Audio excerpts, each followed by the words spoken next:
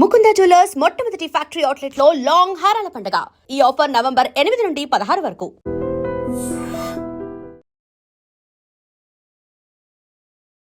Conversation Nellore అసలు ఏందా బియ్యా యాడుండేది నువ్వు? మన నెల్లూరేనా? ఏ ఊరా? మీ మధ్య సుబ్బు గారి మధ్య ఆ ప్రేమ ఎలా చిగురించింది? నేను ఫస్ట్ మా సుబ్బు గారిని పిలిచింది అన్నా అని పిలిచింది. కొటక్ మహేంద్ర ఫ్రాంక్ కాలు అవును, ఇండస్ట్రీలో ఒక స్టార్ నటుడు, స్టార్ రైటర్ 70 సార్లు విన్నారంట. అవును. ఎవరైనా తడికిన పర్ణేశారు. ఒకసారి ఏడ్చారంట, నిజమేనా? 3 months బేబీ మా పెద్దమ్మాయి. 3 months బేబీ చేతిలో ఉన్న ఎవరు లోపలికి ఎవరికి రానివ్వలేదు. అండ్ సినిమాల విషయానికి వస్తే ఒక స్టార్ హీరోని ట్రైన్ పిలిచి మళ్ళీ సారీ చెప్పారట. యాక్చువల్గా జబర్దస్త్లో ఇప్పుడున్న కామెడీ చూస్తుంటే మీరు చేసే కామెడీలో సగం కూడా ఎవరు చేయలేరు. నేను ఓపెన్ గా స్టేట్మెంట్ ఇస్తున్నాను. అలాంటి స్థాయి నుంచి అసలు పూర్తిగా బయటకు ఎందుకు వచ్చారు? చంద్ర అన్న మా ఆయన అవమానించాడు, నేను అది తీసుకోలేకపోయాను. చంద్ర అన్న ఒకసారి నాకు కంటికి కనిపించినా కూడా నేను పలకరించలేదు. జబర్దస్త్ లో ఒక టీమ్ లీడర్ తో చాలా ఇబ్బంది పడ్డారట. జబర్దస్త్ లో అవకాశం ఇవ్వమని అంటే అన్న రిప్లై ఇవ్వలేదు కదంట, బ్లాక్ చేశారంట. ఓకే, గెటప్ సీన్ ఉన్న పాపకి సడన్ గా ఒళ్ళు కలిపింది. హాస్పిటల్లో 3 days 4 days ఉన్నారంట. ఒకరినొకరు పట్టుకొని ఆడమని పూట లేదంట. ఆ పాప పాల కోసం ఏడుస్తుంది. నాకు ఏం చెప్పాలో నాకు అర్థం కావట్లా. ఎక్కడైనా ఫెయిల్ అవ్వచ్చండి, తల్లిగా మాత్రం ఫెయిల్ అయితే అది లైఫ్ కి ఒక జీరో అనిపిస్తుంది అనమాట. వాల్యూ లేని లైఫ్ అనిపిస్తుంది. Hi, welcome to my show.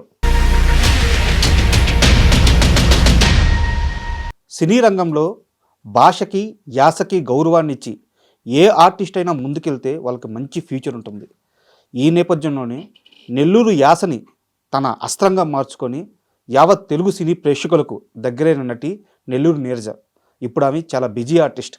ఈరోజు మనతో ఉన్నారు. నీరజ గారిని అడిగి ఆమె సినీ విశేషాలు అండ్ ఆమె వ్యక్తిగత జీవితం గురించి మరిన్ని విషయాలు అన్నీ తెలుసుకుందాం. హాయ్ నీరజ గారు, నమస్తే. నమస్కారం అండి. అండ్ మిమ్మల్ని చూస్తే ఫస్ట్ ఆఫ్ ఆల్ చాలా ఒక రకమైన గర్వంగా ఉంటుందండి. ఎందుకంటే మాది నెల్లూరే. అంటే ఒక నేపథ్యం లేదు, ఎక్కడి నుంచో ఒక జీరోగా మొదలైన ప్రయాణం ఈరోజు. అంటే మీ కామెడీ కానీ లేదా మీ యాక్టింగ్ కానీ అండ్ మీ స్క్రీన్ ప్రెజెన్స్ కానీ కొన్ని లక్షల మందికి ఇష్టం. సో జీరో నుంచి సంథింగ్ దాకా ఎదిగిన మీ తీరు నిజంగా ఇన్స్పిరేషన్ అనమాట మా లాంటి వాళ్ళకి. థ్యాంక్ యూ అండి, థ్యాంక్ యూ సో మచ్.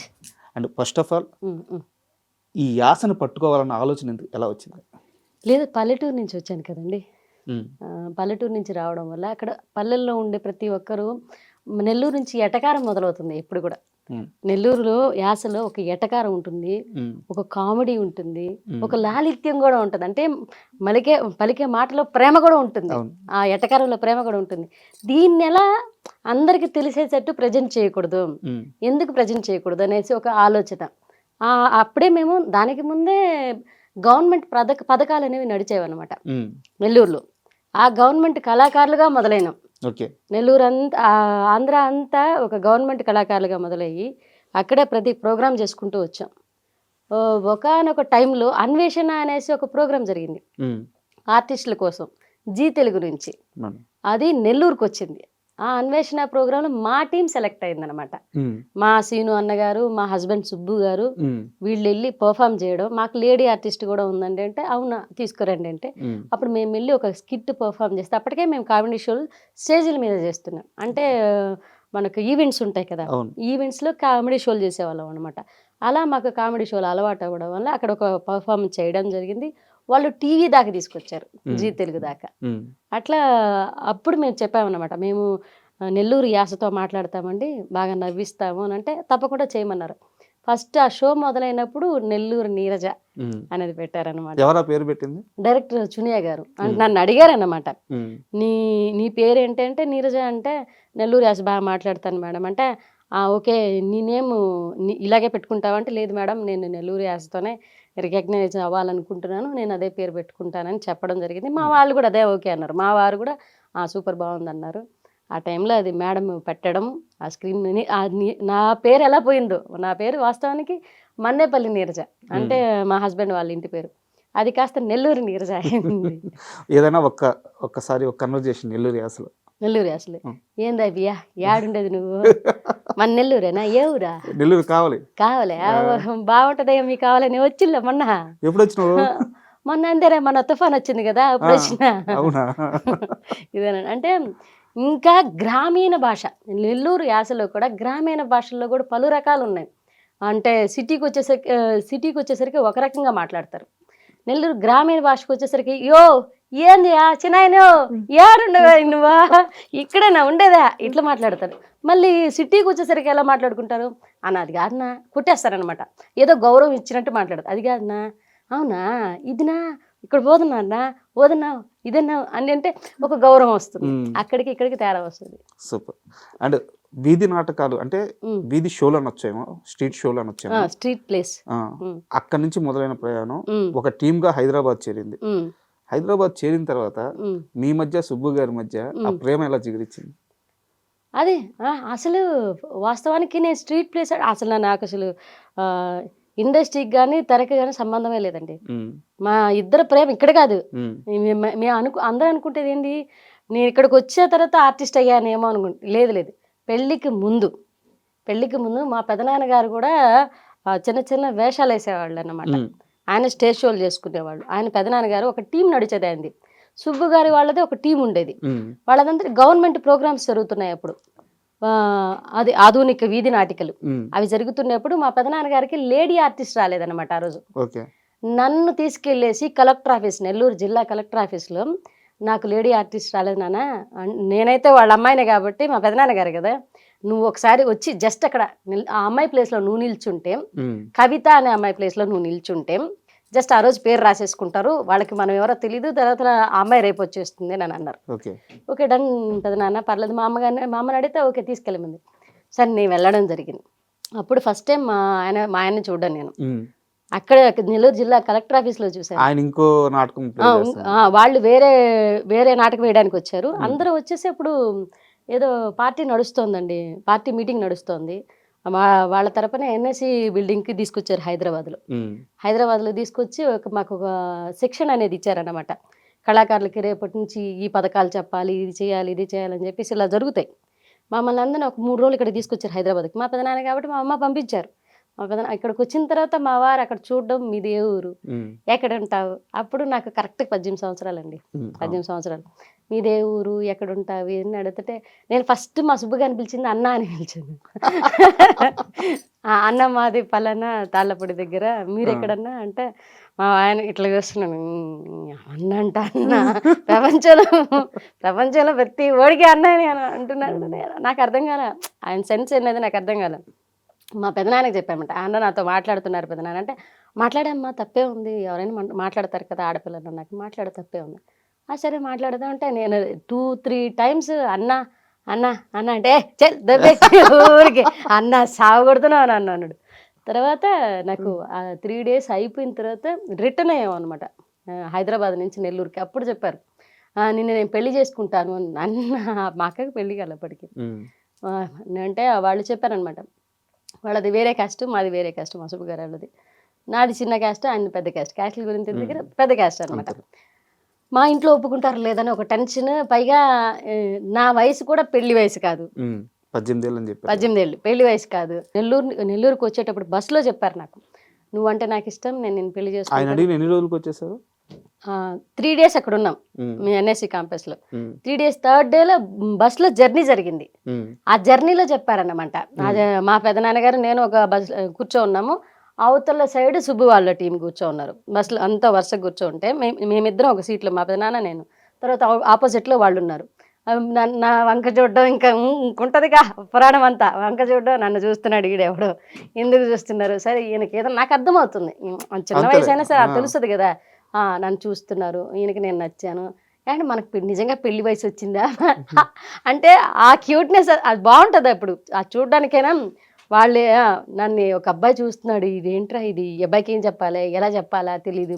సరే ఇంటికి వెళ్ళిపోయి నేను పెళ్లి చేసుకుంటాను, అదంతా అయ్యే మ్యాటర్ కాదులే, నాకు మా అక్కకే పెళ్లి కాలేదు, వద్దు నాకు చెప్పారనమాట. మా క్యాస్ట్ వేరే అంటే నా క్యాస్ట్ గురించి మా ఫ్రెండ్స్ని నా పక్కన చేసిన వాళ్ళంతా నా ఫ్రెండ్స్ ఉన్నారు, వాళ్ళంతా నా క్లాస్మేట్స్. వాళ్ళని అడిగి కనుక్కున్నారంట. ఈ అమ్మాయిది ఏ ఊరు, ఎక్కడ ఉంటుంది, ఏం చదువుకుంది, ఏ క్యాస్ట్ ఇదంతా అడిగారంట. అడిగితే వాళ్ళొచ్చి నాకు చెప్పారు. నీ గురించి అడుగుతున్నారు. ఆ అన్న డీటెయిల్స్ అన్నీ అడిగాడంటే, నేను తర్వాత అడిగాను. ఎందుకు అప్పుడు కూడా నేను అంటున్నాను ఏమని, ఎందుకన్నా నా గురించి డీటెయిల్స్ అని. నాకులో అప్పుడు అన్నే అన్నే లోపల వెటకారం ఉంది. వీడిని ఏడిపిద్దాము. నాకు తెలుస్తుంది, నాకు లైన్ వేస్తున్నాడని నాకు తెలుస్తుంది. బట్ ఏడిపిద్దాం, అవాయిడ్ చేద్దాం, చూద్దాం నిజంగా ఇది అట్రాక్షనా లేకపోతే ఇది లవ్వా, ఇది కన్ఫర్మ్ లేదు. ఆయన ప్రపోజ్ చేసిన ఎన్ని రోజులకు మీ మ్యారేజ్ జరిగింది? 1.5 month. 1.5 month. మీరు ఫిక్స్ అయిపోవడం, వచ్చేయడం, మ్యారేజ్ చేసుకోవడం. అసలు ఇక్కడ వరకు ఓకే సరదాగా జరిగిపోయింది. ఒక చిన్న మధ్యతరగతి కుటుంబం, ఇంటి నుంచి బయటకు వచ్చారు. బిలో మధ్యతరగతి కన్నా బిలో మధ్యతరగతి, బిలో మిడిల్ క్లాస్. జోబిలో 13 రూపాయలు ఉన్న వ్యక్తిని ఎలా నమ్మి ఏమి నమ్మి పెళ్లి చేసుకున్నారు? మిమ్మల్ని ఎలా నమ్మాలంటే ఎస్పీ శివధర్ రెడ్డి గారి దగ్గరికి నన్ను తీసుకెళ్లాడు. ప్రజెంట్ ఇప్పుడు ఆయన హైదరాబాద్కి వచ్చున్నారు. ఎస్పీ శివధర్ రెడ్డి గారు అక్కడ ఉన్నారనమాట. అప్పుడు నెల్లూరులో నడుస్తున్నారు, ఆయన ఎస్పీగా ఉన్నారు. ఆయన దగ్గరికి తీసుకెళ్ళి నేను అడిగిన క్వశ్చన్కి ఆయన చెప్పిన ఆన్సర్ ఏంటంటే, ఎస్పీ శివధర్ రెడ్డి గారి దగ్గరికి వెళ్తాం, పోలీస్ సంరక్షణలో నిన్ను పర్మిషన్ తీసుకుని నేను పెళ్లి చేసుకుంటాను, నీకు ఓకేనా అని అన్నాడు. నాకెందుకు ఆడపిల్లలకు కావాల్సింది ఏంటి, సేఫ్టీ.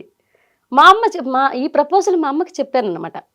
ఇట్లా ఒక అబ్బాయి నన్ను ఇష్టపడుతున్నారంటే మా అమ్మ 2 పీకింది. అందరం తిట్టడం మొదలు పెట్టారు. మా మేనమామ వాళ్ళు ఇంటికి వచ్చారు, తిట్టారనమాట. మా మేనమామకి ఇంకో మేనమామకి కొడుకున్నారు. ఆ మామకి ఇచ్చి పెళ్లి చేద్దామని ఫిక్స్ అయ్యారు మెంటల్గా. ఆడికి కూడా తెలిసింది. ఆడి కూడా ఏంటంటే ఒక ఏరేవండి ప్రేమించింది ఈ పిల్ల, అప్పుడే ఈ పిల్ల వయసుకి ఈ పిల్ల ప్రేమ అంటే వీళ్ళందరి మంది నేనేం తప్పు చేస్తే తలంచుకుంటున్నాను. ఒక వ్యక్తిని ఇష్టపడడం కూడా తప్పేనా అంటే మనసుకి రేపు నేను అడిగిన మాటలు ఏంటంటే మా అమ్మని రేపు నా మనసుకే తెలియని వ్యక్తిని తీసుకొచ్చి నా ముందు కూర్చోబెట్టి పెళ్లి చేసేసుకోమంటారు. ఆడు బాగా చూసుకుంటాడో లేదో తెలుసు. 1 monthలో నీకు మా అమ్మ అడిగింది కూడా, 1 monthలో నీకు ఆ అబ్బాయి గురించి ఏం తెలిస్తే, పోనీ రేపు నువ్వు చూపించే 2 నిమిషాల అబ్బాయి గురించి నాకేం తెలుస్తుంది, పోనీ నీకు తెలుసా అమ్మ? చాలా స్ట్రాంగ్గా ఉన్నారు.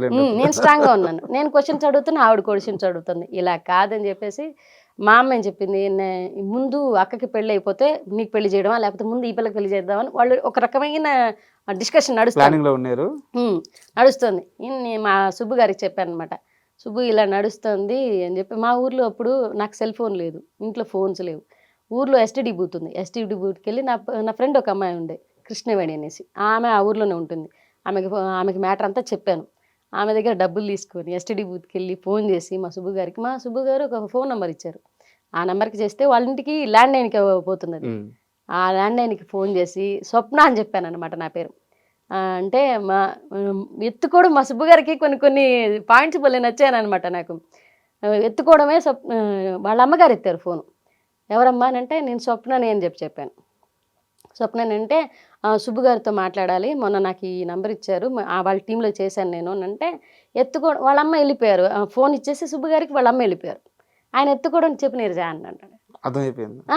అదేంటది అదేంటది నా పేరు, నేను స్వప్న అని చెప్పాను కదా, నీకు ఎలా తెలుసు అంటే, నేను లైఫ్లో ఇచ్చిన నంబర్ నీకేను, వేరే ఆడపిల్లకి లేదు. సో స్వప్న అనే పిల్ల నా టీంలో ఎవరూ చేయలేదు. నాకున్నది ఒకటే ల్యాండ్ లైన్ నెంబరు, అది నేనే నీకు ఇచ్చాను, నాకు గుర్తుందా నన్ను, మరి నువ్వు వేషాలకి నాకు చెప్పకనా ఉన్నాను. సరే చెప్పంటే ఇదంతా మ్యాటర్ చెప్పాను అనమాట. మా అమ్మ వాళ్ళు వేరే అతను చూస్తున్నారు అంటే, సరే నీ నిర్ణయం ఏంటి? వస్తే పెళ్లి చేసేసుకుంటా అన్నాడు. నువ్వు వస్తే నేను పెళ్లి చేసుకుంటా. మా అమ్మ పక్కన ఉంది, నేను బయటకు వచ్చి మాట్లాడతాను, ఇదే ఎస్టీడీ బూత్కి వచ్చి ఫోన్ చేస్తాను. ఫ్రెండ్ ఫోన్ నా దగ్గర ఫోన్ ఉంది, చిన్నది ఉంది వాళ్ళ దగ్గర. ఆ ఫోన్ నుంచి ఫోన్ చేశాడన్నమాట బయటకు వచ్చి. నేను అక్కడే నిల్చో ఉన్నాను. తను వెళ్ళి కూడా అప్పటికి 10 minutes అయిపోతుంది. నాకు ఫోన్ చేస్తాడా లేదా అని నాకు పక్కన టెన్షన్.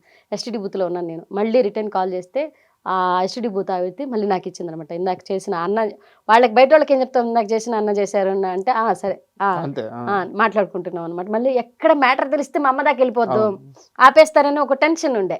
సరే ఫోన్ చేసి మాట్లాడితే, సరే అమ్మా నువ్వు బయలుదేరి వచ్చేసి నేను ఎస్పీ గారి దగ్గర తీసుకెళ్ళి నీకు సెక్యూర్గా ఉండేదానికోసం, నువ్వు నన్ను నమ్మేదానికోసం, సరే మీ అమ్మ అడిగిన క్వశ్చన్స్ అన్నీ కరెక్టే, ఆవిడ అడగడంలో తప్పే లేదు, నువ్వు రా, నేను పెళ్లి చేసుకుంటా.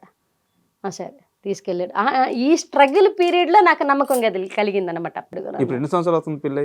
15 సంవత్సరాల పైన అయిపోయిందండి. ఇప్పుడు ఎలా ఉన్నారు మీ సుబ్బు? బాగున్నారు. మీ సుబ్బులాగే ఉన్నారా? ఏం చేంజెస్ రాలేదా? వచ్చాయి, కానీ వెంటనే అంటే తన చేంజెస్ ఎలా ఉంటాయని షార్ట్ టెంపర్. ఈ ఆర్థిక ఇబ్బందులు ఇవన్నీ చూసుకుంటూ ఈ బాధ్యతల వల్ల, ఇద్దరు ఆడపిల్లల వల్ల అప్పుడప్పుడు కోపడతారు, గొడవలు జరుగుతాయి. ఆయన ఎంత గొడవలు జరిగినా నా సర్వెంటింగ్ తిరుగుతూ ఉంటాడనమాట.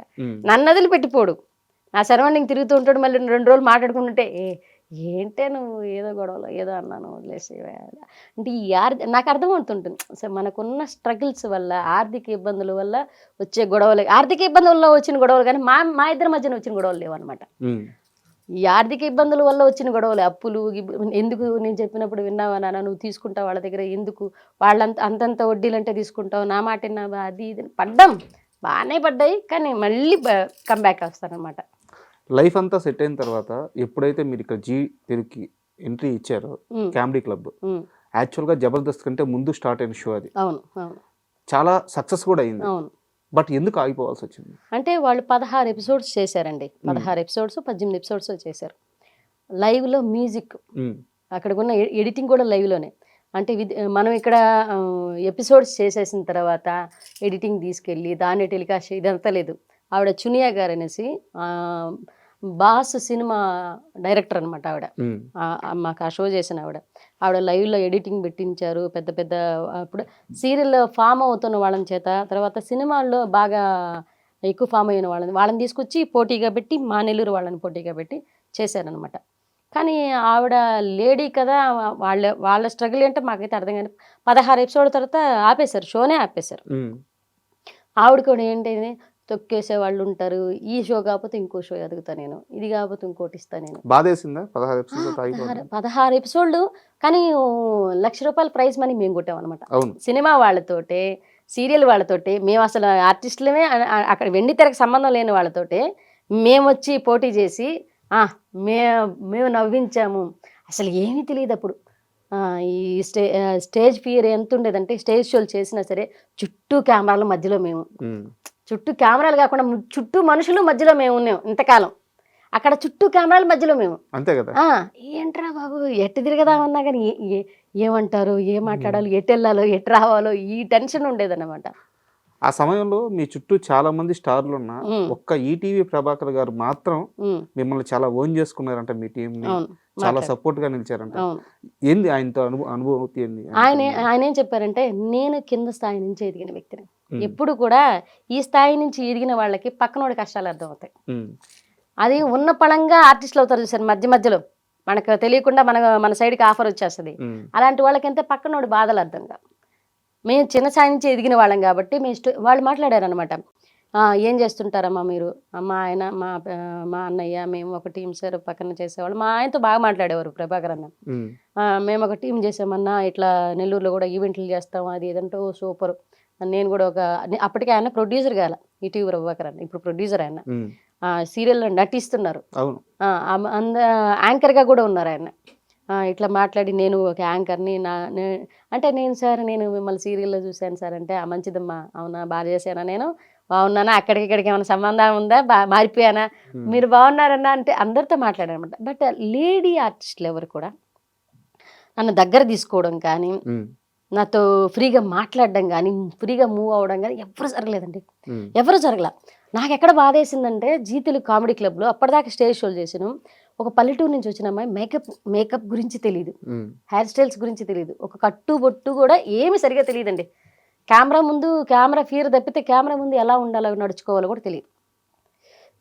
అలాంటి అమ్మాయి వాళ్ళ మధ్యన నిలబడింది అనేసరికి వాళ్ళల్లో ఒక రకమైన, అంటే ఈమెను మనకి ఎందుకు సపోర్ట్ చేయాలి వై అన్న క్వశ్చన్ మార్క్ ఉంది వాళ్ళలో. అంటే సారీ టు ఇంటరప్ట్ యు, ఓసారి ఏడ్చారంట, నిజమేనా? అవును, ఏడ్చేశారట. అవును. అంటే ఎక్కడ వాళ్ళ రూమ్, అందరూ వరుసగా రూమ్లు ఇచ్చున్నారు, రూమ్స్ ఉన్నాయి.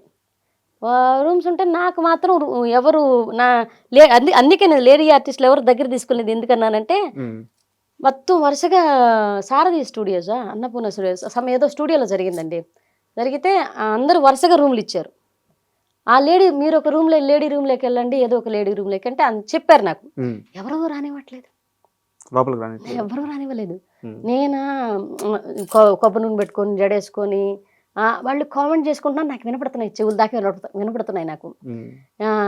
ఏదో ప్రొడక్షన్ అమ్మాయి అంటున్నారు. ఆ ప్రొడక్షన్ అమ్మాయి అంటే కూడా నాకు తెలియదు నిజంగా, ఆర్టిస్ట్ అనట్లా, ప్రొడక్షన్ అమ్మాయి అన్నారు.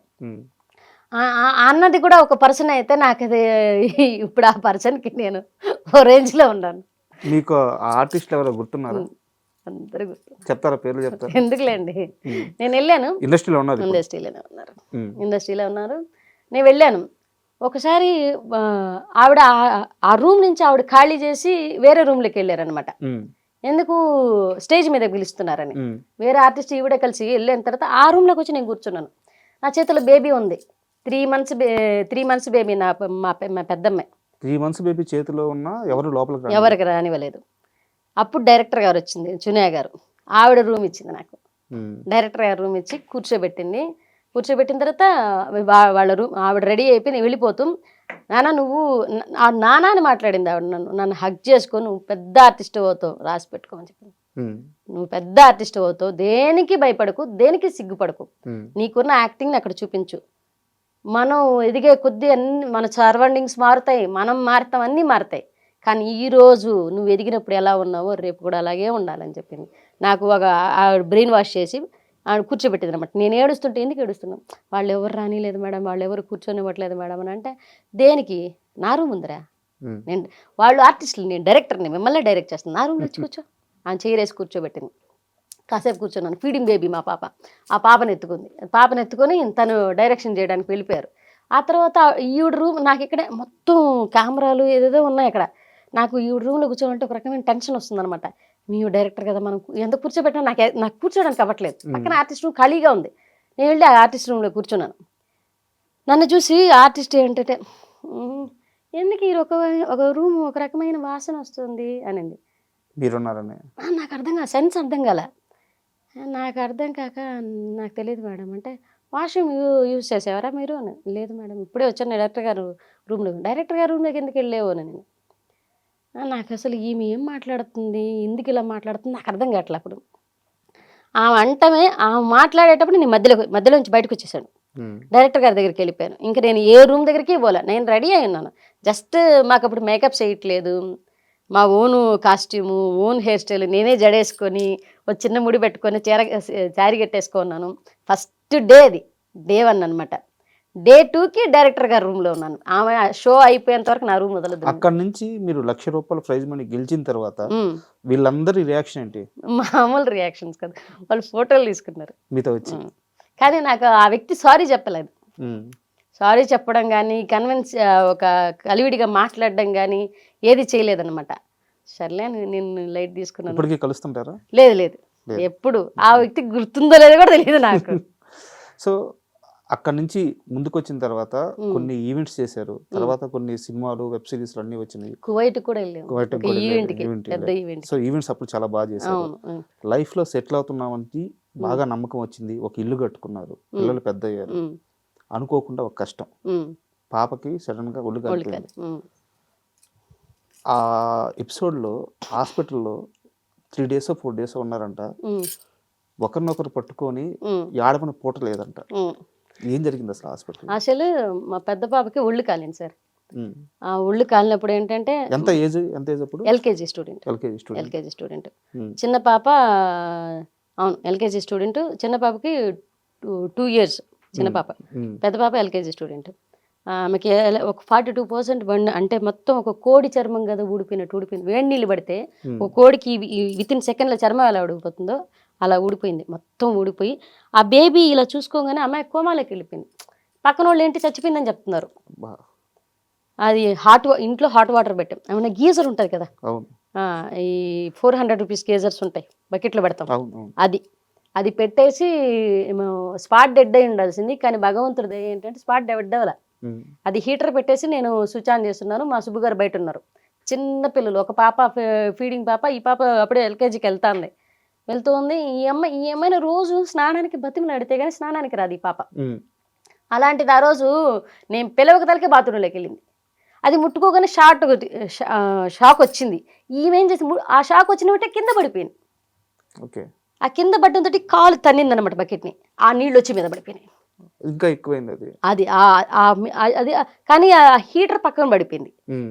ఈ వాటర్ వచ్చి మీద పడిపోయినాయి. విత్ ఇన్ సెకండ్లో నేను పోయి ఆపడం జరిగింది. పాపను ఎత్తుకుని వెళ్ళి ఈ హాట్ బాగా కాగిన నీళ్ళ వల్ల మొత్తం ఊడిపోయింది చర్మం, స్కిన్ అంతా ఊడిపోయింది. స్కిన్ ఊడిపోయింది. ఆ పాప ఇలా చూసుకునేసరికి నాకు షాక్ కాదు. ఎట్లా అరిచానంటే నేను, మా వారు బయట ఉన్నారు, పరిగెత్తుకుంటూ వచ్చారు, మా మామగారు అందరూ ఉన్నారు. తీసుకొని ఆ పాపని నెల్లూరు టైం చూస్తే ఏమో 7:30, 8:30 ఆ టైంకి డాక్టర్ రవి గారు డ్రింక్ చేస్తున్నారు. నెల్లూరు చిన్నపిల్లల హాస్పిటల్ డ్రింక్ చేస్తున్నారు ఆయన. పాప ఏమంటే ఆయన డ్రింక్ చేసి స్మెల్ వస్తుంది బాగా. మేము వెళ్ళి పాపను తీసుకెళ్ళి చూపించిన తర్వాత ఆయన ఏమంటున్నారు, పాప చచ్చిపోయింది తీసుకెళ్ళండి అన్నాడు. పాపకు శ్వాస ఆడుతుంది, పాప బతికుంది మాకు తెలుస్తోంది, చేయి పట్టుకొని ఉంది నాది, కానీ మాట్లాడట్లా, భయపడిపోయింది. కానీ అక్కడున్న మిగతా డాక్టర్స్ ఏం చెప్పారంటే విత్ ఇన్ సెకండ్స్లో మెడ్రాస్ తీసుకెళ్ళిపోండి, విత్ ఇన్ సెకండ్స్లో మెడ్రాస్ తీసుకెళ్ళి బతికే ఛాన్స్ ఉంది అని చెప్పంగానే అక్కడి నుంచి ఆయన చెయ్యాలనుకుంటున్నా కానీ తాగి ఉండడం వల్ల చేయలేకపోతున్నారు. అంటే అప్పటికి ఆయన ఓపీ చూస్తున్నారా? ఊపి చూస్తున్నారు ఆయన, డ్యూటీలోనే ఉన్నారు.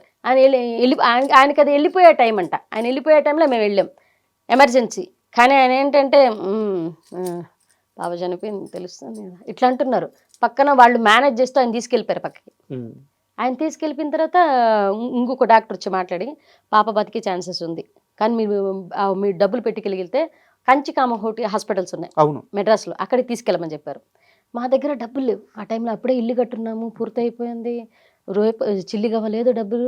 ఏంట్రా బాబు ఈ పరిస్థితులు ఇలా ఉన్నాయని చెప్తే ఫ్రెండ్కి సీనన్న అయితే మాకు ఆ టైంలో డబ్బు సహాయం చాలా చేశాను. వడ్డీ లేదంతా పక్కన పెడితే డబ్బు సహాయం చేశారనమాట. సీనన్నకి ఫోన్ చేసి అన్న మా పాప ఇట్లా చావు బతుకుల్లో ఉందన్న అంటే ఆయన వచ్చేసారు హాస్పిటల్ దగ్గరికి. వచ్చి 2 లక్షలు చేతిలో పెట్టేసి తీసుకెళ్ళమని చెప్పారు. మాకైతే మేము ఎదిగేటప్పటి నుంచి, మేము ప్రేమించుకున్నప్పటి నుంచి మాకు సపోర్ట్గా నిలబడింది, ఈ రోజుకి సపోర్ట్గా ఉన్నది మా సీనన్నే, నెల్లూరు సీనన్న. వెళ్ళిపోయామన్నమాట. పాపను తీసుకెళ్ళిపోతే వాళ్ళు కాంచికామకోటి హాస్పిటల్లో 2 లక్షలు కట్టించుకొని లోపల పిలిచిన తర్వాత పాప తను చూసుకొని భయపడి కోమాలోకి వెళ్ళి చనిపోలే, కోమాలోకి వెళ్ళింది. పాప బయట రావడానికి ఈ ట్రీట్మెంట్ అంతా అయ్యేసరికి 22 రోజులు పడుతుంది. 22 రోజులు ఉండే హాస్పిటల్, 22 రోజులు ఐసీయూలోనే ఉన్నాం. ఐసీకి ఫర్ డే 8,000 అప్పట్లో 8,000 ఓన్లీ దాని రెంట్ మాత్రమే, ఓన్లీ రెంట్ మాత్రం 8,000. ట్రీట్మెంట్ మళ్ళీ చిన్నపిల్లల డాక్టర్ వస్తారు, ఎందుకంటే ఈమె కోమలు వెళ్ళిపోయింది. మళ్ళీ మాతంగి మేడం అనమాట, ఆమెకి ట్రీట్మెంట్ చేసిన ఆమె, ఈ కాలిన దానికి ఆమె ట్రీట్మెంట్కి వేరే, ఈయన ట్రీట్మెంట్కి వేరే. మొత్తం ఈ 22 రోజులకి 8 లక్షలకి పైన అయింది మాకు. మా అమ్మ మా అత్తగారు ఒక పాపని కూడా చూసుకోలేని అంత అసమర్థురాల నువ్వు అన్నట్టుగా బిహేవ్ చేసి తిడుతున్నారనమాట. ఎదురుగా ఉన్నది ఐసీయూలో నా బిడ్డ అండి, నేను కన్న బిడ్డ. ఏదో పొరపాటున ఒక ప్రమాదం జరిగింది, పూర్తిగా నా కుటుంబ సభ్యులే నన్ను బ్లేమ్ చేస్తున్నారు. ఆ టైంలో బ్లేమ్ చేస్తుంటే నా కడుపులో పేగులు మెలిపెడుతున్నాయి. అసలు అవతలుండేది నా బిడ్డ, నేను కన్న బిడ్డ, అది నేను చంపుకోవడం ఏంటి అన్న ఫీల్లోనే ఉన్నాను. ఆ టైంలో మా సుబ్బు గారు, అది కన్న బిడ్డ, నీ బిడ్డ నువ్వు చంపుకుంటావా, మరి అది ఎందుకు చంపుకుంటుంది అని చెప్పి సపోర్ట్ చేసి మా అమ్మనే ఉంటుంది అంటే నీ అంత సముద్రాలువా నువ్వు బిడ్డను కూడా చూసుకోలేని పరిస్థితిలో ఉన్నావా అనేసింది. నాకైతే కడుపులో పేగులు మెలిదిప్పేసాయి అనమాట. అరే ఏంటి, ఎవరు నాతో సరిగా మాట్లాడట్లేదు, మా పాపని అలా చూసేసరికి నాతో ఎవరు సరిగా మాట్లాడట్లేదు. అరే ఏంట్రా వీళ్ళు, నేనేదో తప్పు చేశాన్న ఇదిలో చూస్తున్నారు, అది నా బిడ్డే కదా, నేను ఎందుకు చేసుకుంటాను దాన్ని.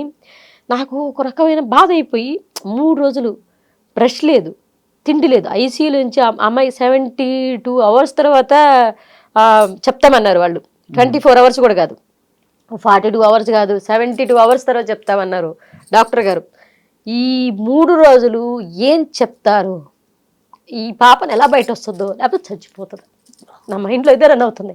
ఏంటి వాళ్ళు ప్రతి ఒక్కరూ వాళ్ళకున్న కోపం ఉంది, మా సమయం ఏంటి ఇలా వచ్చింది అనేసి అర్థం చేసుకునేదానికన్నా వాళ్ళు నా మీద కోపంగా ఉన్నారు. అంటే ఆ క్షణం నువ్వు పట్టుకో ఉంటే ఈ ప్రమాదం జరగదు. ఈ ప్రమాదాన్ని ఒక క్షణం మనుషులు పట్టుకోగలిగితే, ప్రతి క్షణంలో ఒక మనిషిని ఒక ప్రమాదాన్ని ఆపగలిగితే చాలా ప్రమాదాలు ఆపగలుగుతాయి. మనకు తెలియకుండా జరిగేదానికి మనం తెలిసి కాపాడుకునేవడం వేరే. బాత్రూంలోకి ఆ పాప వెళ్తున్నది విషయమే నాకు తెలియలే, నేను వంటగదిలో ఉన్నాను. ఆ పాప వెళ్ళి ఇలా చేసుకుంటుంది అంటే ముందు నీళ్ళు ఆపుకోవాలి కదా, ఇలా అంటే తర్వాత మనకు చాలా అనిపిస్తాయి, ఇలా చేసి ఉండొచ్చు అలా చేసి ఉండొచ్చు. కానీ ఆ సమయం మనకు చెప్పా పెట్టకుండా వచ్చిన కష్టానికి ఆ నింద మనం మోస్తున్నప్పుడు ఉంటుంది చూసే ఆ బాధ, ఆ టైంలో మా సుబ్బు గారు చాలా సపోర్ట్ చేశారు. వదిలేసి తనని ఎందుకు అంటారు అసలు, తనని అంటే వాళ్ళు మా అత్తగారు మా అమ్మ అసలు మా అమ్మకి నేను చాలా ఇష్టం. మా అమ్మ కూడా తిట్టడం నాకు నచ్చలే అసలు. మా అత్తగారు వీళ్ళంతా ఒక రకమైన చిన్న చూపు చూస్తున్నారు. హాస్పిటల్ అంతా ఏడుపులు. మా పాప లోపల ఉంది. నాకు ఆ అమ్మాయి 4 ఏళ్ల తర్వాత పుట్టింది. పెళ్ళైన 4 ఏళ్ల తర్వాత పుట్టింది. ఏంట్రా వీళ్ళు ఇంత మాటలనేస్తున్నారు, పాప ఏమో లోపల ఉంది, చనిపోతున్న వైబే వినపడుతుంది. మొత్తం పేషెంట్లు అందరూ అదే చెప్తున్నారు. ఒకటే అనుకున్నా, నేను శివయ్యని చాలా నమ్ముతాను, నా ఇష్టదైవం. మా ఇంటి కులదైవం వచ్చి సుబ్రహ్మణ్యేశ్వర స్వామి, మా అత్తగారు వాళ్ళు కొలిచేది, మా అమ్మ వాళ్ళు వెంకటేశ్వర స్వామి. నాకు శివయ్య అంటే పిచ్చి, ఇష్టదైవం. నేను ఒకటే అనుకున్నా, శివయ్య తీసుకెళ్తే ఇద్దరిని తీసుకెళ్ళిపో, ఆ పిల్ల చచ్చిపోయిందంటే వెంటనే నేను ఆత్మహత్య చేసుకొని చచ్చిపోతాను. ఎందుకంటే ఒక ఫెయిల్యూర్ తల్లిగా బతకడం నా వల్ల కాదు.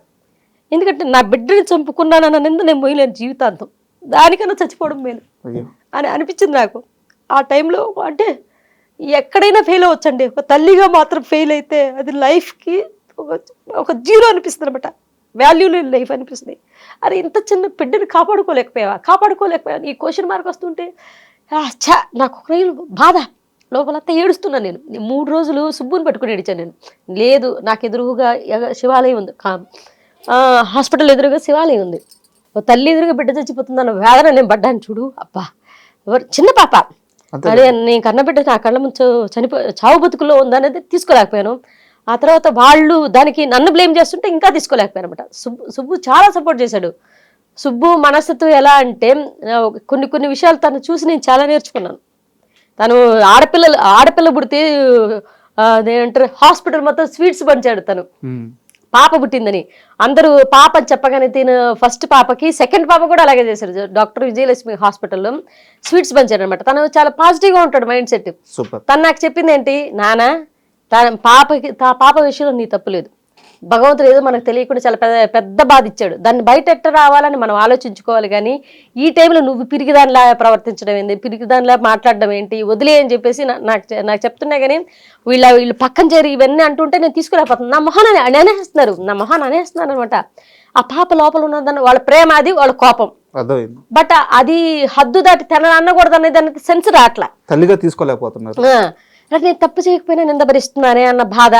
ఈ బిడ్డ బయటికి రావాలి, ఈ బిడ్డ బయటకు రాకపోతే నేను గట్టిగా నిర్ణయం తీసుకున్నమాట, ఈ పిల్ల కానీ పాప కానీ ఏదన్నా అయిపోతే ఇద్దరు శవం చూస్తారు. వీళ్ళు మెంటల్గా ఫిక్స్ అయిపోయాను. పాప కానీ చనిపోయింది ఏదన్నా అయిందంటే నేను ఉండను, నేను మెంటల్గా ఫిక్స్ అయిపోయాను, నేను ఉండను.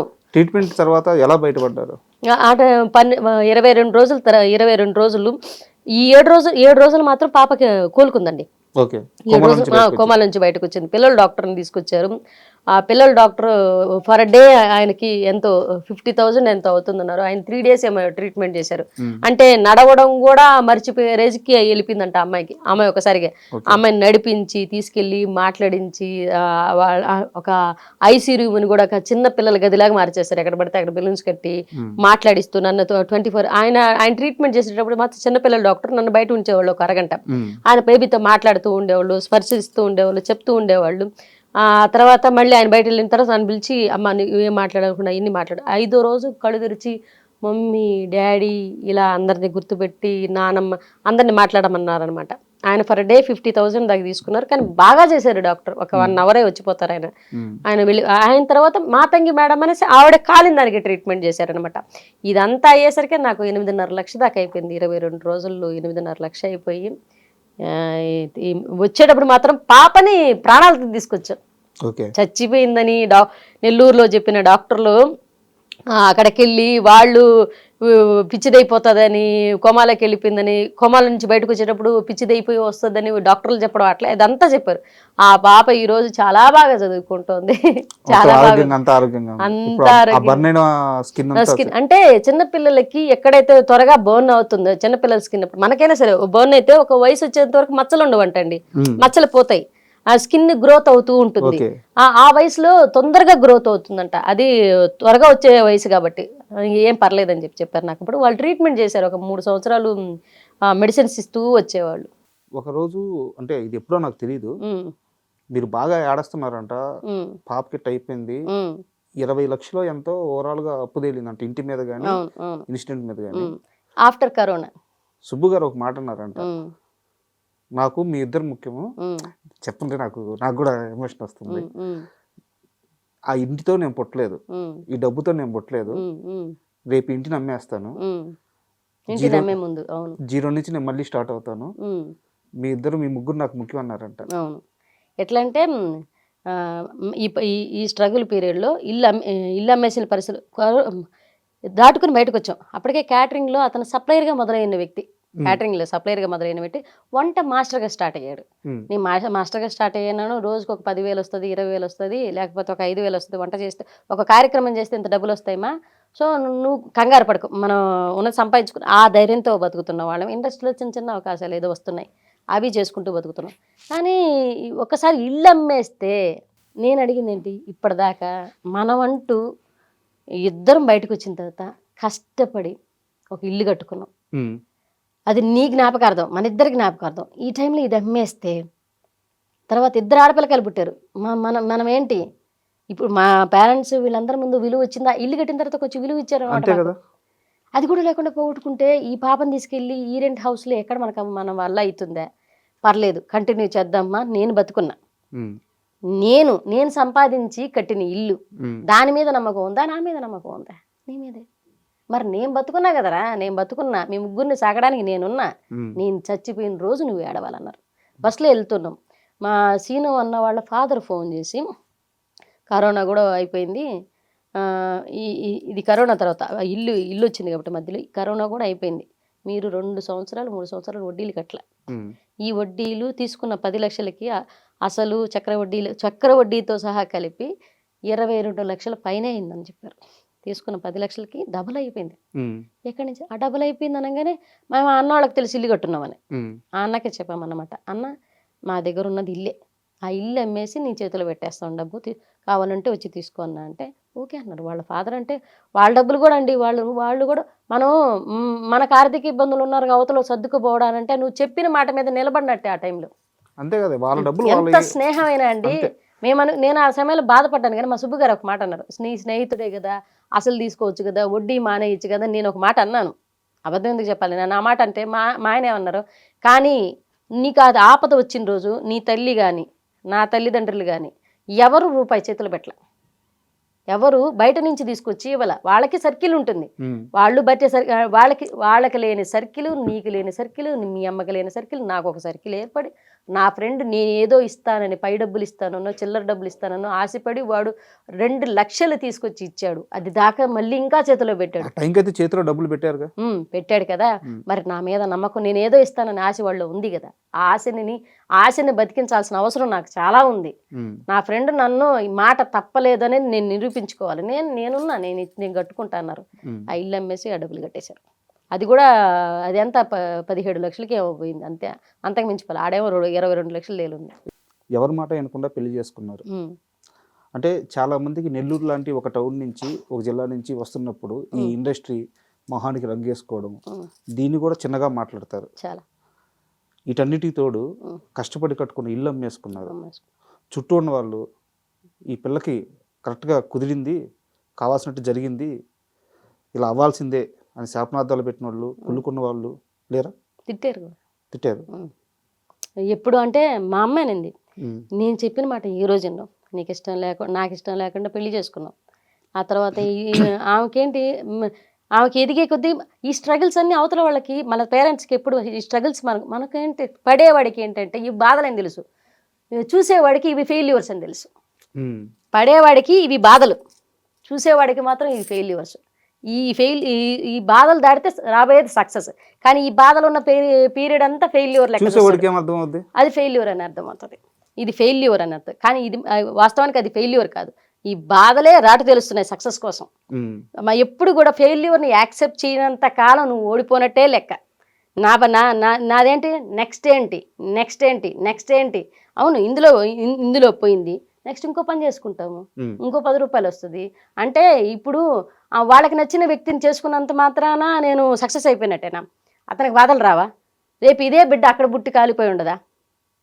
మా ఇద్దరి మధ్య గొడవలు రావా? ఒక పర్సనే చేంజ్ అయ్యారు. అతని ఆర్థిక పరిస్థితులు బాగుండి ఉంటాయి, రేపు అతనికి యాక్సిడెంట్ జరగదా, నాకు యాక్సిడెంట్, బాధలు చెప్పేమన్నా వస్తాయా అండి? లేకపోతే నాకు డబ్బున్నోడికి రాను అని ఏమైనా రాసి ఎవరి పెట్టి చేతిలో ఉంటాయి? అంటే మీ పర్సనల్ లైఫ్ గురించి ఇంత డిస్కషన్ నేను ఎందుకు పెట్టాల్సి వచ్చిందంటే, నెల్లూరు నీరజ నవ్విసద్ది, కామెడీ చేసద్ది, ఈ యాంగిల్లో కూడా కేవలం కామెడీ చేసద్ది అని చెప్పి ఒక చిన్న చూపు ఉంది. లేదు ఒకసారి కామెడీ అనే కాదు, నేను ఈ మధ్య అది చెరిపేయాలనే కమిటీ కుర్రాళ్ళని సినిమా చేసి చాలా మంచి క్యారెక్టర్ చేశాను. క్యారెక్టర్ ఆర్టిస్ట్ గా షిఫ్ట్ అయ్యాను నేను కామెడీ ఎందుకు. సో అక్కడ సక్సెస్ అయ్యారు. బట్ నీరజ అంటే మీరు అనుకునే అతి సామాన్యమైన చిన్న స్థాయి కమెడియన్ కాదు. లైఫ్లో చాలా కష్టాలు దాటి, చాలా ఇబ్బందులు దాటి గట్టిగా నిలబడ్డ ఉమెన్, స్ట్రాంగ్ ఉమెన్ కూడా ఒకసారి సూసైడ్ అటెంప్ట్ కూడా చేశానండి నేను లైఫ్ లో. ఎందుకు అంటే మా సుబ్బు గారికి నాకు ఒకనొక స్ట్రగుల్ పీరియడ్ లో బాగా గొడవలు వచ్చేసాయి. ఆ పీరియడ్ లో బాగా గొడవలు వచ్చాయి. ఆ టైంలో మా వారు కొంచెం అంటే ఆక్వర్డ్గా బిహేవ్ చేశాడు అనమాట. నేను అది తీసుకోలేకపోయాను. అంటే వెళ్తే ఉంటే ఉండు అంటే అతని మీద వచ్చి ఇబ్బందులు పడుతున్నాయి. నన్ను సానుకూలంగా మాట్లాడాల్సిన వ్యక్తి నన్ను కూడా ఇంకా బ్లేమ్ చేసి మొదలు పెట్టాడు అండి. వెళ్తే మా అమ్మ వాళ్ళు ఇలా అంటున్నారు, వాళ్ళు ఇలా అంటున్నారు, అందరు ఇలా అంటున్నారు, ఈ సినిమా ఇండస్ట్రీకి వచ్చేసాము, ఎదగలేకపోతున్నాము, ఏంటి ఇలా ఉంది, ఇద్దరు బిడ్డల చేతిలో ఉన్నారు. మా ఇద్దరికి గొడవలు వచ్చేసినాయి. గొడవలు వచ్చిన టైంలో ఉంటే పోతే నాకు సంబంధం లేదు.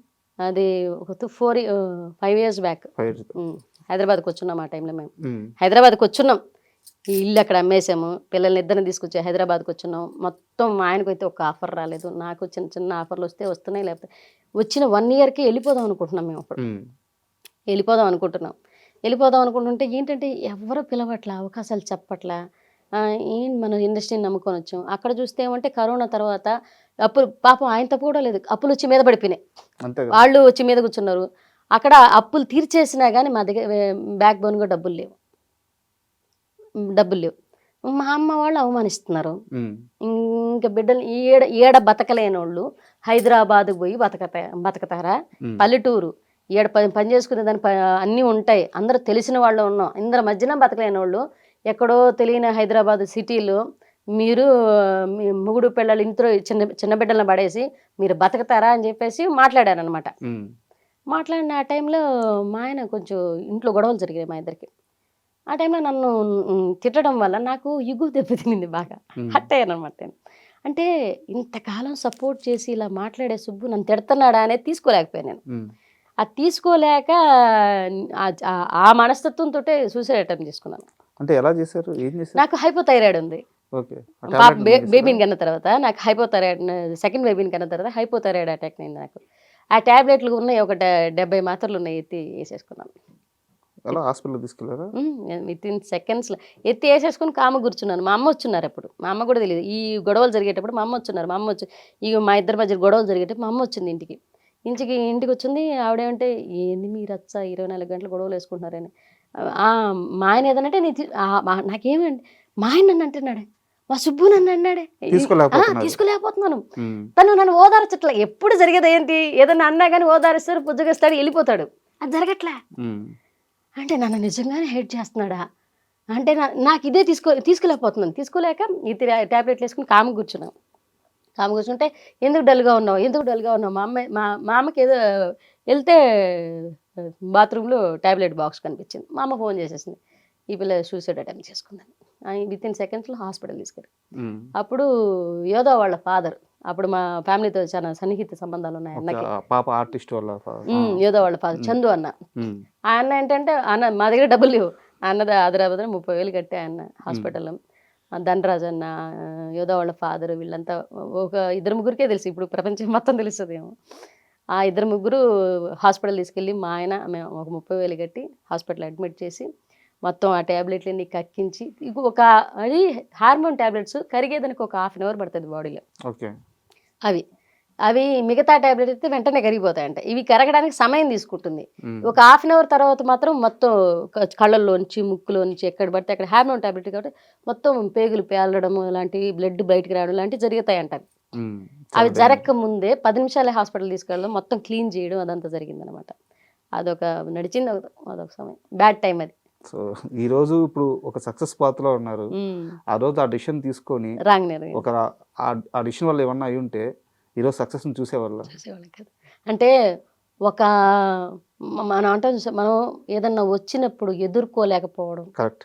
ఎదుర్కోలేకపోవడం, ఆ సున్నితమైన మనస్సుతో ఉండడం వల్ల చావుని బేసేయడం. అంటే నాకు చావు దాకా వెళ్ళిన తర్వాత నాకు ఒకటి అనిపించిందండి, ఎప్పుడు కూడా మనం తీసుకునే నిర్ణయాలు క్షణిక ఆవేశం అనేది ఒకటి ఉంటుంది. ఆ క్షణిక ఆవేశాన్ని దాటలేకపోతే చాలా వాల్యుబుల్ లైఫ్ని కోల్పోతాం. క్షణిక ఆవేశాన్ని దాటలేకపోతే, మనకు వచ్చిన ఆవేశాన్నో కోపాన్నో దాన్ని దిగమింగుకోలేకపోతే చాలా వాల్యుబుల్ లైఫ్ పోతుంది అనమాట. తర్వాత నాకు అర్థమైంది, నేను బెడ్ ఎక్కిన తర్వాత నేనేమనుకున్నాను, శివయ్యానే బతికితే బాగుండు, శివయ్యానే బతికితే ఆవేశంలో చేసేసాను, ఆవేశంలో చేశాను. పిల్లలు ఇంత పెద్ద నా ఫీడింగ్ పాప, ఆ పాప పాల కోసం ఏడుస్తోంది. నాకు ఏం చెప్పాలో నాకు అర్థం కావట్లా. మా అమ్మ పక్కన కాళ్ళ దగ్గర కూర్చొని ఏడుస్తుంది. మా సుబ్బు మౌనంగా మా సుబ్బు కళ్ళల్లో ఎన్ని కనపడుతున్నాయి క్వశ్చన్ మార్కులు. ఏం చేస్తే ఇంత పెద్ద నిర్ణయం, ఎందుకు ఇంత పెద్ద పనిష్మెంట్? నాకు అడిగే నా దగ్గర బెడ్ దగ్గరికి వచ్చి నా తల ముట్టుకొని ఇంత పెద్ద పనిష్మెంటా అని అన్నాడు. నాకు అసలు నా మాటకి నా కళ్ళలో టక పడిపోయినాయి. ఇంత పెద్ద పనిష్మెంట్ అని అన్నాడు అంటే కరెక్టే కదా, ఇంత పెద్ద పనిష్మెంట్ ఎందుకు నీ సుబ్బుకి నన్ను అడిగాడు. అంటే నాకు అరే నేను తప్పు చేశాను, నేను బతకాలి అనుకుంటూనే ఉన్నాను. ఇట్లా బతికి ఆ 1.5 డే మాత్రం ఒక రకమైన, అంటే లేస్తే కూర్చుంటే లోపల నుంచి సెగొస్తుంది, కడుపులంతా పేగులంతా పొక్కిపోతున్న ఫీల్, చెవుల్లోంచి వేడిగా వచ్చేయడం, కళ్ళల్లోంచి నీళ్ళు గారిపోవడం. అప్పుడు ఎవరికి తెలియదు, ఎవరికి చెప్పుకోలేదనమాట నేను. ఈ ఆర్థిక ఇబ్బందులు, డబ్బులు లేవు మాకు అప్పుడు. అంత గొడవలు రాకపోవడం అంటే 5 రూపాయలు కూడా దొరకని పరిస్థితులు అండి. కరోనా తర్వాత డబ్బులు లేవు, డబ్బులు దొరకట్లేదు. ఈ పరిస్థితుల్లో హైదరాబాద్లో ఉన్నాము, ఎవరిని అడగలేకపోతాం. మాకు బాగా మొహమాటం, తెలియకుండా గొడవలు. తిండికి లేకపోయిన పరిస్థితులు కూడా మేము ఎవరిని అడగలేని పరిస్థితి. ఎవరిని అడగలేకపోతున్నాం, డబ్బులు ఏం అడుగుతాము? మా దగ్గర డబ్బులు లేవంటే ఎవడు సహాయం చేస్తాడో చేయడో చూస్తాడేమో, మమ్మల్ని అవమానిస్తారేమో, ఈ మొహమాటంతో ఎవరిని చేజాపి అడగలేక, అప్పులు కట్టేసి వచ్చి మళ్ళీ ఇంకో అప్పు చేయడానికి ధైర్యం చాలక, ఈ టైంలో నేనే తను నేను నువ్వు సంపాదించట్లేదు, నువ్వు పోతలేదు, మనకెందుకు ఇక్కడ, మనకొద్దు, ఇది ఈ రచ్చ పడుతూ ఉంది. ఈ టైంలో ఈ స్థాయికి వెళ్ళిపోయింది. నేను బార్డర్ దాటకుండా మాట్లాడితే తను బార్డర్ దాటి మాట్లాడాను అనమాట. మగాళ్ళు కదా ఉంటుంది, ఆ గొడవ పెద్దదయింది. ఆ గొడవ పెద్దదా, నేను ఇట్లా నేనే చచ్చిపోతానులే, నువ్వు హ్యాపీగా పిల్లలతో పడి ఉండు, నన్ను చేసుకుంటాను. ఆ టైంలో నేను చేసుకున్న రోజు నుంచి సస్తున్నాను నేను అన్నాడు. నేను చేసుకున్న రోజు నుంచి నాకు ఎక్కడుందో సుఖం నాకు. అప్పటి నుంచి ఆ టైం నాకు అది అలా నాకు అసలు మెలి తిప్పేసింది ఆ ఓడి. నాకు చేసుకున్న రోజు నుంచి నేను బాధలు పడుతూనే ఉన్నాను. నేనే రోజు సుఖపడ్డాను, నువ్వేనా? నేనే రోజు సుఖపడ్డాను. ఈ ఆర్థిక ఇబ్బందులని అవన్నీ నాకేమన్నా మీరు ఏమైనా కట్నాలు ఇచ్చారా, కానుకలు ఇచ్చారా, పడింది ఆ టైంలో. అవన్నీ తీసుకోలేకపోయాను నేను. మరి ఎందుకు ఇష్టపడింది పెళ్లి చేసుకున్నావు ఆ టైంలో? మరి నన్ను పెళ్లి నీకు డబ్బున్న అమ్మాయిని తీసుకొచ్చేసుకోవచ్చు కదా, నేను కూడా వేసుకున్నా. ఇంకా వస్తుంటాయి అలా వెళ్ళిపోయింది. అంటే నెల్లూరు నేర్జాత ఇంటర్వ్యూ అంటే ఎవరైనా ఏం ఎక్స్పెక్ట్ చేస్తారంటే, కామెడీ ఎక్స్పెక్ట్ చేస్తారు, సరదాగా నవ్వుకుందాం అని చెప్పి ఇంటర్వ్యూ ఓపెన్ చేస్తారు. తెలియకుండా నవ్వించి నా వెనకాల ఇంత ఉందని తెలుసుకుంటారు. తెలియకుండా చాలా ఎమోషనల్గా వెళ్ళిపోయింది ఇంటర్వ్యూ. మనం చిన్న పాజ్ ఇచ్చి ఒక్కసారి మనం నెల్లూరు నేర్జ ఆ కొటక్ మహేంద్ర ఫ్రాంక్ కాలు ఇండస్ట్రీలో ఒక స్టార్ నటుడు, స్టార్ రైటరు 70 సార్లు విన్నారంట. ఎవరైనా తనిఖీల భరణి సార్ మాకు కరోనా టైంలో శేషు జబర్దస్త్ శేషు ఉన్నారు, అన్న ఫోన్ చేశారు. మేము అది కరోనా టైంలో మేమిద్దరం ఖాళీగా కూర్చొని, అన్న ఒక కామెడీగా సరదాగా అనుకుంటున్నాం, స్క్రిప్ట్ కూడా రాసుకోలేదు అది. తను నా మాటల మధ్య నడుస్తుంది. అది నడుస్తూ నేను ఒక ఫ్రాంక్ కాల్ చేస్తానే, నువ్వు ఒక మాట్లాడుకుందాం, మనం ఒక జనరల్గా ఒక వినడానికి ఒక ఆడియో చేసుకుందాం అనేది ఒకటి వచ్చిందనమాట. సరే ఏం చేద్దాం, నేను బ్యాంక్ కాల్ చేసినట్టు, ఎందుకు ఆ రోజు ఏదో టీవీలో చూసాం, దీన్ని ఫన్నీగా చేస్తే ఎలా ఉంటుంది అని ఒక ఆలోచనతోటే తన రైటింగ్ ఏమో అనుకోలేదు. అక్కడ ఆ కన్వర్జేషన్ జరుపుకున్న ఒక 10 నిమిషాలు ఇలా మాట్లాడుకుందామని. తను వెళ్ళి మాట్లాడిన దానికి నేను బయట అవును, నేను ఇంట్లో ఉన్నా, తన ఇంటి వాకిటి బయట ఉన్నారు. అంతే గ్యాప్లోనే మాట్లాడుకున్నాం. ఫోన్ చేసి నేను కొటక్ మహేంద్ర నుంచి మాట్లాడుతున్నానండి, ఎవరే మాట్లాడేదని చెప్పి మేము ఇద్దరు మాట్లాడుకున్నాం. ఎవరే మాట్లాడేదా, ఇది మహేంద్ర వెంకటరమో మహేంద్ర గడి కొట్టినారట మే అనేసి చేసామన్నమాట. పవన్ కార్డా పవన్ కార్డు నా కార్డు ఎందుకు ఉంటుందే, పాన్ కార్డు అని అడుగుతారు సుబ్బు. పాన్ కార్డు కావాలని అంటే పవన్ కార్డు నా కార్డు ఎందుకు ఉంటుందే, పవన్ కార్డే ఉంటుంది అని చెప్తానమాట. నాన్స్ ఇంకంతా అది చేసినప్పుడు 70 సార్లు శేషు అన్న ఫోన్ చేశారు. ఇది అయిపోయి మేము సునీయ గారికి పంపించామన్నమాట ఈ ఆడియోని. డైరెక్టర్ సునీయ గారు పంపించి, మేడం ఇది ఎలా ఉంది అని అడిగా. మాకు విన్న తర్వాత బాగా, మేము రికార్డ్ చేసుకుని విన్న తర్వాత బాగా అనిపించింది. మేము ఫస్ట్ ఏదైనా ఉన్నా సరే ఆవిడకి పంపించామన్నమాట. మేడం ఎలా ఉందని. ఆవిడ మామూలుగానే అవ్వలేదు. ఆవిడ జస్ట్ డైరెక్టర్ గ్రూప్లో ఫార్వర్డ్ చేశారంట. అది అక్కడి నుంచి వెళ్ళింది. మాకు అప్పుడు యూట్యూబ్ ఛానల్ లేదు, అందులో పెట్టాలన్న ఇది తెలియదు, ఏం తెలియదు. జస్ట్ ఒక ఫోన్ కన్వర్జేషన్ మా మేడంకి పంపించాం. ఆవిడ బయటకు పంపించింది దాన్ని ఇంకా యూట్యూబ్లోకి లాగారు, అక్కడ లాగారు, ఇక్కడ లాగారు, రకరకాలుగా వాడారు దాన్ని. భయంకరమైన మీమ్స్ అయింది అది. అది ఒక 1 ఇయర్ తర్వాత కరోనా అయిపోయింది, ఇంకా లాక్డౌన్స్ అంతా ఎత్తేసారు. అప్పుడు శేషు అన్న ఫోన్ చేసి, అరే మీకు ఒక సర్ప్రైజ్ రా, మీరు ఆడియో కాల్ ఒకటి చేశారు. షేకింగ్ శేషు గారు ఫోన్ చేసి, అరే మీకు ఒక సర్ప్రైజ్ రా అన్న. ఏంట్రా సర్ప్రైజ్ అన్న, చెప్పండి అన్న అంటే, మీరు మొగుడు పిల్లలిద్దరూ నేను ఒక లొకేషన్ పంపిస్తాను, డబ్బింగ్ స్టూడియో, అక్కడికి వచ్చేసేయండి అన్న. ఇక్కడ గణపతి కాంప్లెక్స్ దగ్గర. సరే మీ ఇద్దరం ఎట్లున్నా అట్లా వెళ్ళిపోయి నిల్చోను. లోపల నుంచి ఒక పెద్ద వ్యక్తి వస్తున్నారు బయట అంటే, తనిఖీల భరణి గారు. ఫస్ట్ టైం లైవ్లో ఆయన చూడడం, నేను అప్పటిదాకా ఆయన చూడడం కూడా లే. సార్ బయటకు రాగానే కాళ్ళకి నమస్కారం చేసుకుని, సార్ అంటే ఎవరు అని అన్నారు ఆయన. ఈ అన్న ఎందుకు తీసుకొచ్చాడో తెలియదు, మాకు అసలు విషయం తెలియదు, ఆయనకి తెలియదు.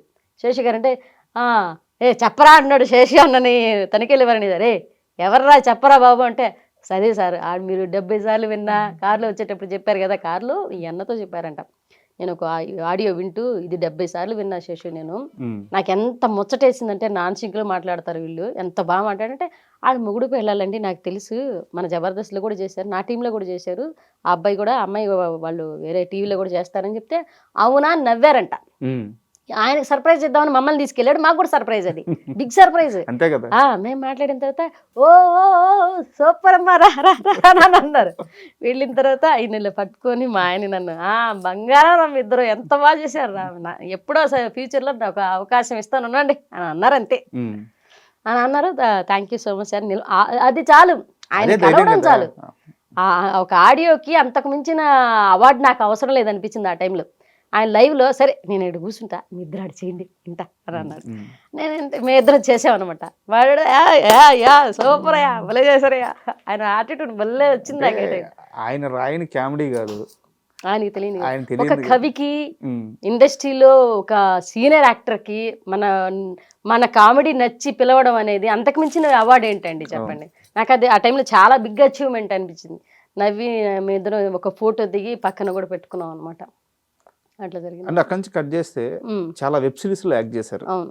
సో అంటే స్టేజ్ షోలకు కానీ, టెలివిజన్ షోలకు కానీ, ఇక్కడ మనకి వెబ్ సిరీస్లకు వచ్చేలేకే ఆ యాక్టింగ్ తీరు మారిపోద్ది, చాలా తేడా ఉంటుంది. ఎలా మెర్జ్ అవ్వగలిగారు? ఒకటండి, నాకు ఈ కామెడీ షోలు ఇవి అంటే, ఫస్ట్ ఆఫ్ ఆల్ నేను ఇక్కడ యాక్టింగ్, చాలామంది అంటారు అసలు మీరు యాక్టరే కాదు, నేను మా కుటుంబ సభ్యులు కానీ నేను ఎవరు యాక్టర్స్ లేరు. మాకు అసలు మా పెదనాన్న గారు అంటే ఆయన జానపద కళాకారుని, ఆయన సాంగ్స్ పాడుకునేవాడు. కానీ ఏ ఇండస్ట్రీకి సంబంధం లేకుండా వచ్చి యాక్టింగ్ ఎక్కడా నేర్చుకోకుండా జనాల్ని మెప్పించడం, అందులో కమెడీనిగా స్టార్ట్ అవ్వడం, అన్ని నవరసాలు అన్నీ చేయగలడం ఒక ఎత్తు అయితే, కామెడీ చేయడం అనేది పూర్తి కామెడీ చేసేవాళ్ళు మిగతా ఏ క్యారెక్టర్ అయినా చేయగలరండి. ఇది 100% చెప్తాను. నేను కమెడియన్గా నేను తీసుకున్నది ఏంటంటే, కామెడీ వర్షన్లో అదే బాడీ షేమింగ్, క్యారెక్టర్ షేమింగ్ ఇవన్నీ తీసుకోవడం వల్ల మనసు చాలా స్ట్రాంగ్ అవుతుంది. బాడీ షేమింగ్, క్యారెక్టర్ షేమింగ్ అన్నీ తీసుకుంటాం, మన మీద మన కౌంటర్లు వేయించుకుంటాం, పక్కన మీద కౌంటర్లు వేస్తాం. ఇవన్నీ మన అనుకుంటాం కానీ ఆర్టిస్టుని చాలా స్ట్రాంగ్ చేస్తాయి. కమెడియన్కి ఉన్న స్ట్రాంగ్ మెంటాలిటీ హీరోకి కూడా ఉండదు. అంత స్ట్రాంగ్ మైండెడ్ వస్తారు. ఎందుకు అని అంటే, బాడీ షేమింగ్, క్యారెక్టర్ షేమింగ్, ఎత్తుకుంటే క్యారెక్టర్ షేమింగ్ చేస్తావు నువ్వు అట్లా. ఇదే వ్యక్తిని, ఒక కమెడీని తీసుకొచ్చి బయట ఒక మాట అనండి ఆయన తట్టుకోలేరు, ఒక స్టేజ్ మీద 100 అనండి తట్టుకోగలరు. నవ్వించడానికి దేనికైనా రెడీ.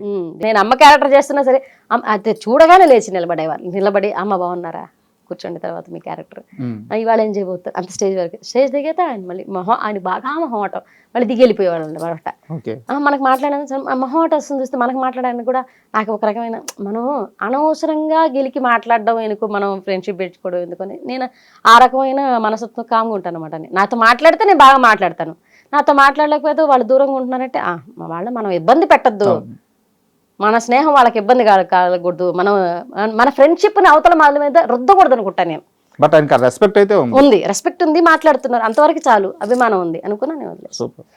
అండ్ ముఖ్యంగా నెల్లూరు నీరజానంగానే చాలా మందికి ఇప్పటికీ ఉన్న డౌట్ ఏంటంటే జబర్దస్త్ నుంచి ఎందుకు బయటకు వచ్చారు? యాక్చువల్గా జబర్దస్త్లో ఇప్పుడున్న కామెడీ చూస్తుంటే మీరు చేసే కామెడీలో సగం కూడా ఎవరు చేయలేరు. నేను ఓపెన్గా స్టేట్మెంట్ ఇస్తున్నాను. మీ కామెడీలో అంత క్వాలిటీ ఉంటుంది, అంత ఫన్ ఉంటుంది.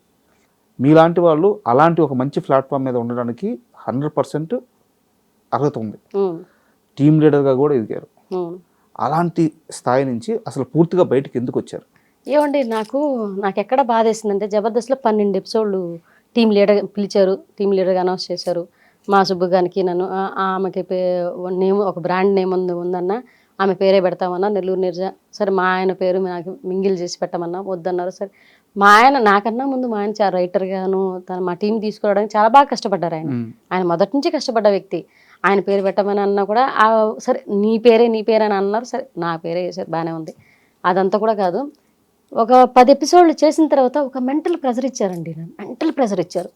ఎట్లా అంటే ఇప్పుడున్న కొత్తదనం కావాలి, మీ రైటింగ్లో ఇది మనం హెల్దీ కామెడీ చేసేసరికి ఉంటుంది, బూత్ కామెడీ కొంచెం అన్న ఉంటుంది, అది లేకుండా జనాలు చూడరు. ఈ రోజుల్లో అంత అప్డేట్ అయ్యారనమాట. కామెడీ అంటే బూత్ అన్న సెన్స్లో వెళ్ళిపోతున్నారు ఇప్పుడు ఏంటి కామెడీ అంటే బూత్. చందేల గారు పక్కన పెడితే ప్రసాద్ బెహరా వీళ్ళందరూ ఇచ్చేదే. మా సుబ్బు గారు కూడా చాలా హెల్తీ రైటింగ్ రాస్తారు, కానీ ఆయన్ని కూడా మెల్ట్ చేసి బూత్ రాపిస్తారనమాట కొన్ని షోలు. అలా కూడా రాయించారు, జూలగటగా రాయించారు, అట్లనే జబర్దస్త్ కూడా రాయించారు అట్లాగే. కానీ ఇంకా మోర్గా కావాలి, ఇంకా మోర్గా కావాలి, ఇంకా మోర్గా కావాలి, మీరు ఇవ్వలేకపోతున్నారు అనేది కొన్ని మాటలు అన్నారనమాట డైరెక్టర్స్ అన్ని టీం కొంతమంది అన్నారు. మీరు ఇవ్వలేకపోతున్నారు, ఇంకా చేయాలి, ఇంకా చేయాలి, ఇంకా చేయాలంటే ఓహో మనం చేసేది ఏదో వీళ్ళకి సరిపోవట్లే. మనం మేము అప్పటికి ఒక షో దగ్గర జబర్దస్త్లో వచ్చేసరికి ఏంటంటే జబర్దస్త్లో లాక్ అయిన తర్వాత మిగతా షోలకి వెళ్ళటానికి ఉండదు, సీరియల్కి వెళ్ళటానికి ఉండదు, వెబ్ సిరీస్లకి వెళ్ళడానికి. ఎందుకంటే నెలలో ఒక 4 రోజులు 5 రోజులే కదా అంటారు. షూట్ 5 రోజులు 4 రోజులేనండి నెలకి. కానీ దానికి బడే స్ట్రగుల్ ఉంటుంది చూసారా. ఒకసారి రైటర్లు తీసుకెళ్ళాలి, ఒకసారి రిహార్సల్కి వెళ్ళాలి, దాన్ని ఒకసారి అవన్నీ వినిపించడానికి ఎన్ని స్టోరీలు ఉంటాయి, అన్ని స్టోరీలు డిస్కషన్స్కి అంటారు.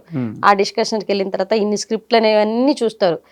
మనం 20-30 స్క్రిప్ట్లు మా సుబ్బుకి ఒక జబర్దస్త్కి ఈ హంగామాకి ఈ రాసి ఒకనొక టైంలో మైగ్రేన్ అటాక్ అయింది. ఓకే. మైగ్రేన్ అటాక్ అయ్యేసి తనకేంటంటే ఇంకా ఒక రైటర్కి ఇంకా రాయి సపోర్టర్ లేరు, తన ఆలోచించుకోవాలి, రాసుకోవాలి. కూర్చుంటే మా టీం కూర్చుంటాను, నేను కూర్చుంటాను, అది కాదు నాన్న ఇది అనుకుంటాం, అక్కడే లైవ్లో ఎడిటింగ్ అనుకుంటూ రాసుకుంటూ ఉంటాం. కానీ తనకేంటంటే వీళ్ళు పెట్టే మెంటల్ ప్రెషర్కి మైగ్రేన్ ఎక్కువైపోతుంది. ఈ 10 స్క్రిప్ట్లు తీసుకెళ్తే ఇది నచ్చలేదంటారు, అది నచ్చలేదంటారు. అక్కడ ఒక రైటర్ని ఇచ్చారు. ఆ రైటర్ ఏంటంటే మనకు అక్కడ నాకు ఒకనొక పాయింట్లో మేము చెప్పిన స్క్రిప్ట్లు వాళ్ళకి నచ్చేది లేదు. ఓకే. వాళ్ళకి నచ్చేది లేదు, వాళ్ళు చెప్పిన స్క్రిప్ట్లే వాళ్ళు వేయించేవాళ్ళు. అది ఆ స్క్రిప్ట్ చెప్పేటప్పుడు నాకు అర్థమయ్యేది, మా సుబ్బు గారికి అర్థమయ్యేది ఈ స్క్రిప్ట్ పండదని, ఈ స్క్రిప్ట్ పేలదని మాకు తెలుస్తుంది, మనకు తెలుస్తుంది. మనం టు బి ఫ్రాంక్గా మాట్లాడలేము అక్కడ. ఈ స్క్రిప్ట్ పేలదు అనేసి అదే పేలుతుందని డైరెక్టర్ గారు అంటారు. ఎందుకు ఈ రాజకీయం జరుగుతుందో అర్థం కాల నాకు. ఇప్పుడు 10 ఎపిసోడ్ల తర్వాత మాకు అదొక పాయింట్ వెలిగింది. ఉండి మనమే అంటే మన ఊరి మనమే బిగించుకున్న వాళ్ళం అయిపోతాము అన్న ఒకనొక సందర్భంలో అనిపించింది నాకు. మన ఊరి మనమే బిగించుకున్న వాళ్ళం అవుతామో యాజ్ ఎ టీమ్ లీడర్గా పేరు తెచ్చుకొని ఇన్ని ఎపిసోడ్లు హంగామా, జబర్దస్త్, ఎక్స్ప్రెస్ రాజా, ప్రతిదీ జూలగటక అన్నిట్లో చాలా మంచి పేరుంది. వాళ్ళ స్కిట్ వస్తుందంటే కూర్చొని జనాలు చూస్తారు. అందులో 70% హెల్దీ ఉంటుంది, 30% మాత్రం పట్టుకోలేని బూత్ ఉంటుంది, అది టచ్ అవ్వనట్టు బూత్ ఉంటుంది. కానీ 100% బూత్కి తీసుకెళ్తున్నా అది స్కిట్లు పండట్లా. మా సుబ్బు గారు స్ట్రగుల్, వాళ్ళు ఇచ్చిన రైటరు వీళ్ళు ఏంటంటే పిలుస్తున్నారు, అది బాగాలేదు ఇది బాగాలేదని మొహం పెడితే అనేస్తున్నారు. ఏంట్రా వీళ్ళు ఇలా అంటున్నారు, ఏంది అసలు నిజంగా బాగుండట్లేదా, అది మనకు నచ్చింది వాళ్ళకి నచ్చట్లే, వాళ్ళకి నచ్చింది మనకు నచ్చట్లే. మేమేంటంటే సార్ ఇన్ని చేసామండి, జబర్దస్త్ అంటే ఒక పెద్ద ప్లాట్ఫామ్. ఎందుకంటే ఇన్ని షోలు ఒక ఎత్తు అయితే బాహుబలి సినిమా ఒక ఎత్తు, ఇన్ని షోలు ఒక ఎత్తు అన్నట్టు ఉంటుంది కదా. కానీ ఆ వాటి పేరు వాటిదే, ఇటు తీరి వీటిదే. కానీ జబర్దస్త్కి జనాలు బాగా అడిక్ట్ అయినారు, అలవాటు అయినారు. అది పెద్ద షోగా ఒక రన్ అవుతోంది. ఈ టైంలో దీన్ని వదిలేస్తే మనం చేతగానే వాళ్ళం అయిపోతామా అని మాకు ఒక క్వశ్చన్ మార్క్. ఇంకా ఏదో చేద్దాం, ఇంకా మా వల్ల వదిలేదు సార్, మీరు వేరే చూసుకోండి, మొహమాటం లేకుండా. ఒకటండి, పరిస్థితులు అనుకూలంగా ఉండి మన పని మనం ఫ్రీగా చేయనిస్తే అది ఎక్కడ ఏ ప్లాట్ఫామ్ అయినా మనం ఇమడగలం. పరిస్థితులు అనుకూలంగా లేకుండే మన వల్ల ఇబ్బంది పెడుతూ ఉంటే మన ఆ ప్లాట్ఫామ్ ఏదైనా సరే అది వదిలేసి రావడం చాలా మంచిదంటాను నేను. ఎందుకనంటే మానసికంగా అక్కడ చచ్చిపోయే బదులు బయటకు వచ్చి ఇంకో పని చేయంటాను నేను. అంతే కదా, నాకు అదే అనిపించింది. మనం రైటర్లమి, మనం యాక్టర్లమి ఎదిగినాము, ఒక పేరు తెచ్చుకున్నాము. అక్కడ ఆ ప్లాట్ఫామ్ కాకపోతే ఇంకో ప్లాట్ఫామ్ ఉంది నిన్ను పిలవడానికి, ఇంకో ప్లాట్ఫామ్ ఉంది. అక్కడేంటో నువ్వేంటో నిరూపించుకుంటే చాలు. అక్కడుండి వాళ్ళ అవమానాలు తీసుకునే బదులు, అక్కడుండి వాళ్ళ తిరస్కారం తీసుకునే బదులు బయటకు వచ్చాయి అని ఇద్దరం మాట్లాడుకున్నాము. ఆ సార్కి చెప్పాము. వాళ్ళు వద్దు, ఇంకో టీంలోకి వెళ్ళండి, ఇంకో టీంలోకి మింగిల్ చేస్తామని అన్నారు. అట్లా కూడా యాజ్ అ టీమ్ లీడర్గా ఎంటర్ అయిన తర్వాత ఇంకో టీంలోకి వెళ్ళి మింగిల్ అవ్వడం ఎందుకని మాకెందుకు అనిపించింది, వచ్చేసాను. అంటే లాస్ట్లో మీరు ఒక మాట అన్నారు, వేరే టీంలోకి పంపిస్తామని చెప్పేసి. మీరు చాలా గట్టిగా సుబ్బు గారిని వద్దు అని చెప్పి వేరే టీంలో చేయడానికి వీలు లేదు అంటే డైరెక్టర్లు నీరజ మీరు ఖచ్చితంగా ఉండాల్సిందే, ఉండండి అని చెప్పంటే మీరు చాలా గట్టిగా అపోజ్ చేసి ఇంకా జబర్దస్త్ స్టేజ్ పైకి మనం ఎక్కొద్దు అని చాలా గట్టిగా అపోజ్ చేసి ఆయన తీసుకెళ్ళిపోయారు. నిజమేనా? నిజమే చెప్పు. నేను పిలిచే మా వాడు అయిపోయింది, పిలిచారు సార్ ఇక ఇట్లా ఇబ్బంది పెడుతున్నారంటే, సరే భయ్యా ఇది మనకు రేటింగ్ తగ్గుతోంది, చూడు ఇంకేమన్నా ఉంటే చూడండి అని అంటే, అవతల ఒక వ్యక్తి గురించి తెలిసి ఇన్ని షోలు చేస్తున్నాడని తెలిసి, ఇన్ని చేస్తున్నారని తెలిసి, నిన్ను ఒక వర్క్ ఇచ్చినప్పుడు నిన్ను ఇలా ఫ్రీగా వదిలేస్తే, నిన్ను ఫ్రీగా నువ్వేం చేయగలవు, నువ్వేం చేస్తావో నీకు ఒక ఐడియా ఉంటుంది, నీ మీద నమ్మకం ఉండాలి. ఫస్ట్ ఆఫ్ ఆల్ నిన్ను పట్టుకోక్కర్లా, నీ మీద నమ్మకం ఉండాలి, నీ టాలెంట్ మీద నమ్మకం ఉండాలి, నువ్వు చేయగలవు ఎట్టి పరిస్థితులని. ఆ నమ్మకం అవతలోడికి లేనప్పుడు ఆడుండడం వేస్ట్ అంటాను నేను. అంటే నాకు జబర్దస్త్లో ఇంకా చాలా మంది చెప్పింది ఏంటంటే, నాకు కొన్ని పరిచయాలు ఉన్నాయి, చాలా మంది చెప్పింది ఏంటంటే, నీరజ తన భర్తకి అవమానం జరుగుతుంది ఏమో, తన భర్తని తక్కువగా చూస్తారు ఏమో, అంటే ఆ పరిస్థితి కూడా రాకూడదు అని చెప్పేసి తన భర్త కోసమే జబర్దస్త్ని వదిలేసింది అని చెప్పి చాలా మంది చెప్పారు. అంటే తన భర్త అది ఒక పాయింట్ అయితే, తను నాకు వచ్చి చెప్పింది ఏంటంటే, నాన్న మన రైటింగే బాగాలేదంట, మార్చుకోవాలంట, మన రైటర్ ఇచ్చినా చేయలేకపోతున్నాం అంట అని డైరెక్టర్ అన్నాడని మా ఇంటికి వచ్చి బాధపడ్డాడు. వదిలేయి, నీ మీద నమ్మకం ఉండి నువ్వు ఫ్రీగా చేస్తావు, నువ్వు చేయగలవని నమ్మితేనే ఆ షో చేద్దాం, మనం చేయలేము అని అవతలవాడు కనిపించిందంటే వదిలే. అండ్ జబర్దస్త్లో ఒక టీం లీడర్తో చాలా ఇబ్బంది పడ్డారట, ఎవరైనా చెప్పండి. అంటే కొంతమంది ఏంటంటే మేము వస్తున్నాం అన్నది వాళ్ళు స్వాగతించలేకపోయారు ఏమో కానీ, మా పేర్లు ఎంతలేని మాతో సరిగా కూడా మాట్లాడలేదన్నమాట. అంటే చాలా సంవత్సరాలు అయిపోయింది, ఇప్పుడు చెప్తే కొంచెం క్లారిటీ. పర్లేదు కానండి. ఒకనొక సందర్భంలో అయితే జబర్దస్త్ కన్నా ముందు ఎట్లా జబర్దస్త్ వచ్చింది, జబర్దస్త్ కన్నా ముందు అవకాశాలు రానప్పుడు మా ఆయన గెటప్ సీను అన్నకి మా ఇద్దరు ఫోటో పెట్టి, అన్న ఏదన్నా మన టీంలో ఉంటే చూడమనో లేకపోతే జబర్దస్త్లో అవకాశం ఇవ్వమని అంటే, అన్న రిప్లై ఇవ్వలేదు కదంట, బ్లాక్ చేశారంట గెటప్ సీను అన్న. నాకు అది స్క్రీన్ షాట్ పంపించాడు మా సుబ్బు.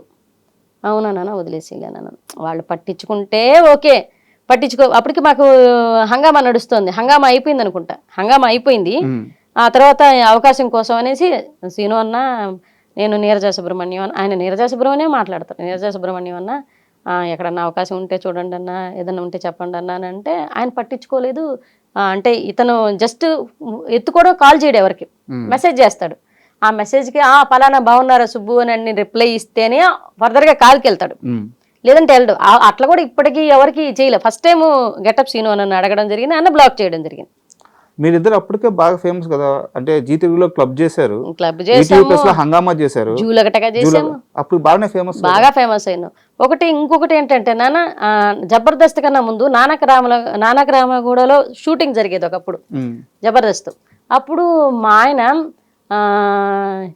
చంద్రాన్న టీంలో చేసేవాళ్ళు. అండ్ మమ్మల్ని బాగా అవాయిడ్ చేసి అవమానించిందంటే చంద్రాన్న. మా ఆయన అవమానించాడు, నేను అది తీసుకోలేకపోయాను. చంద్రాన్న ఒకసారి నాకు కంటికి కనిపించినా కూడా నేను పలకరించలేదు. ఏంటంటే మా ఆయన క్యాటరింగ్ ఉంది, క్యాటరింగ్ బిజినెస్ ఉంది. ఒక 5 ఎపిసోడ్లు మా ఆయన చంద్రాన్న టీంలో జరిగినాయి. అప్పుడు అదిరింది షో కూడా నడుస్తుంది అనమాట జీ తెలుగులో. నేను అప్పుడు ఆర్పీ టీంలో అదిరింది షోలో చేస్తున్నాను, మా ఆయన జబర్దస్త్లో చేస్తున్నారు, చంద్రాన్న దాంట్లో చేస్తున్నారు. చంద్రాన్న దాంట్లో చేసేటప్పుడు 5 ఎపిసోడ్లు నడిచాయి. 6వ ఎపిసోడ్కి కంటిన్యూటీ ఎపిసోడ్ అది సుబ్బు కావాలని, అంటే సుబ్బు క్యాటరింగ్ నడుస్తుంది, పెళ్లి వంట జరుగుతుంది నెల్లూరులో.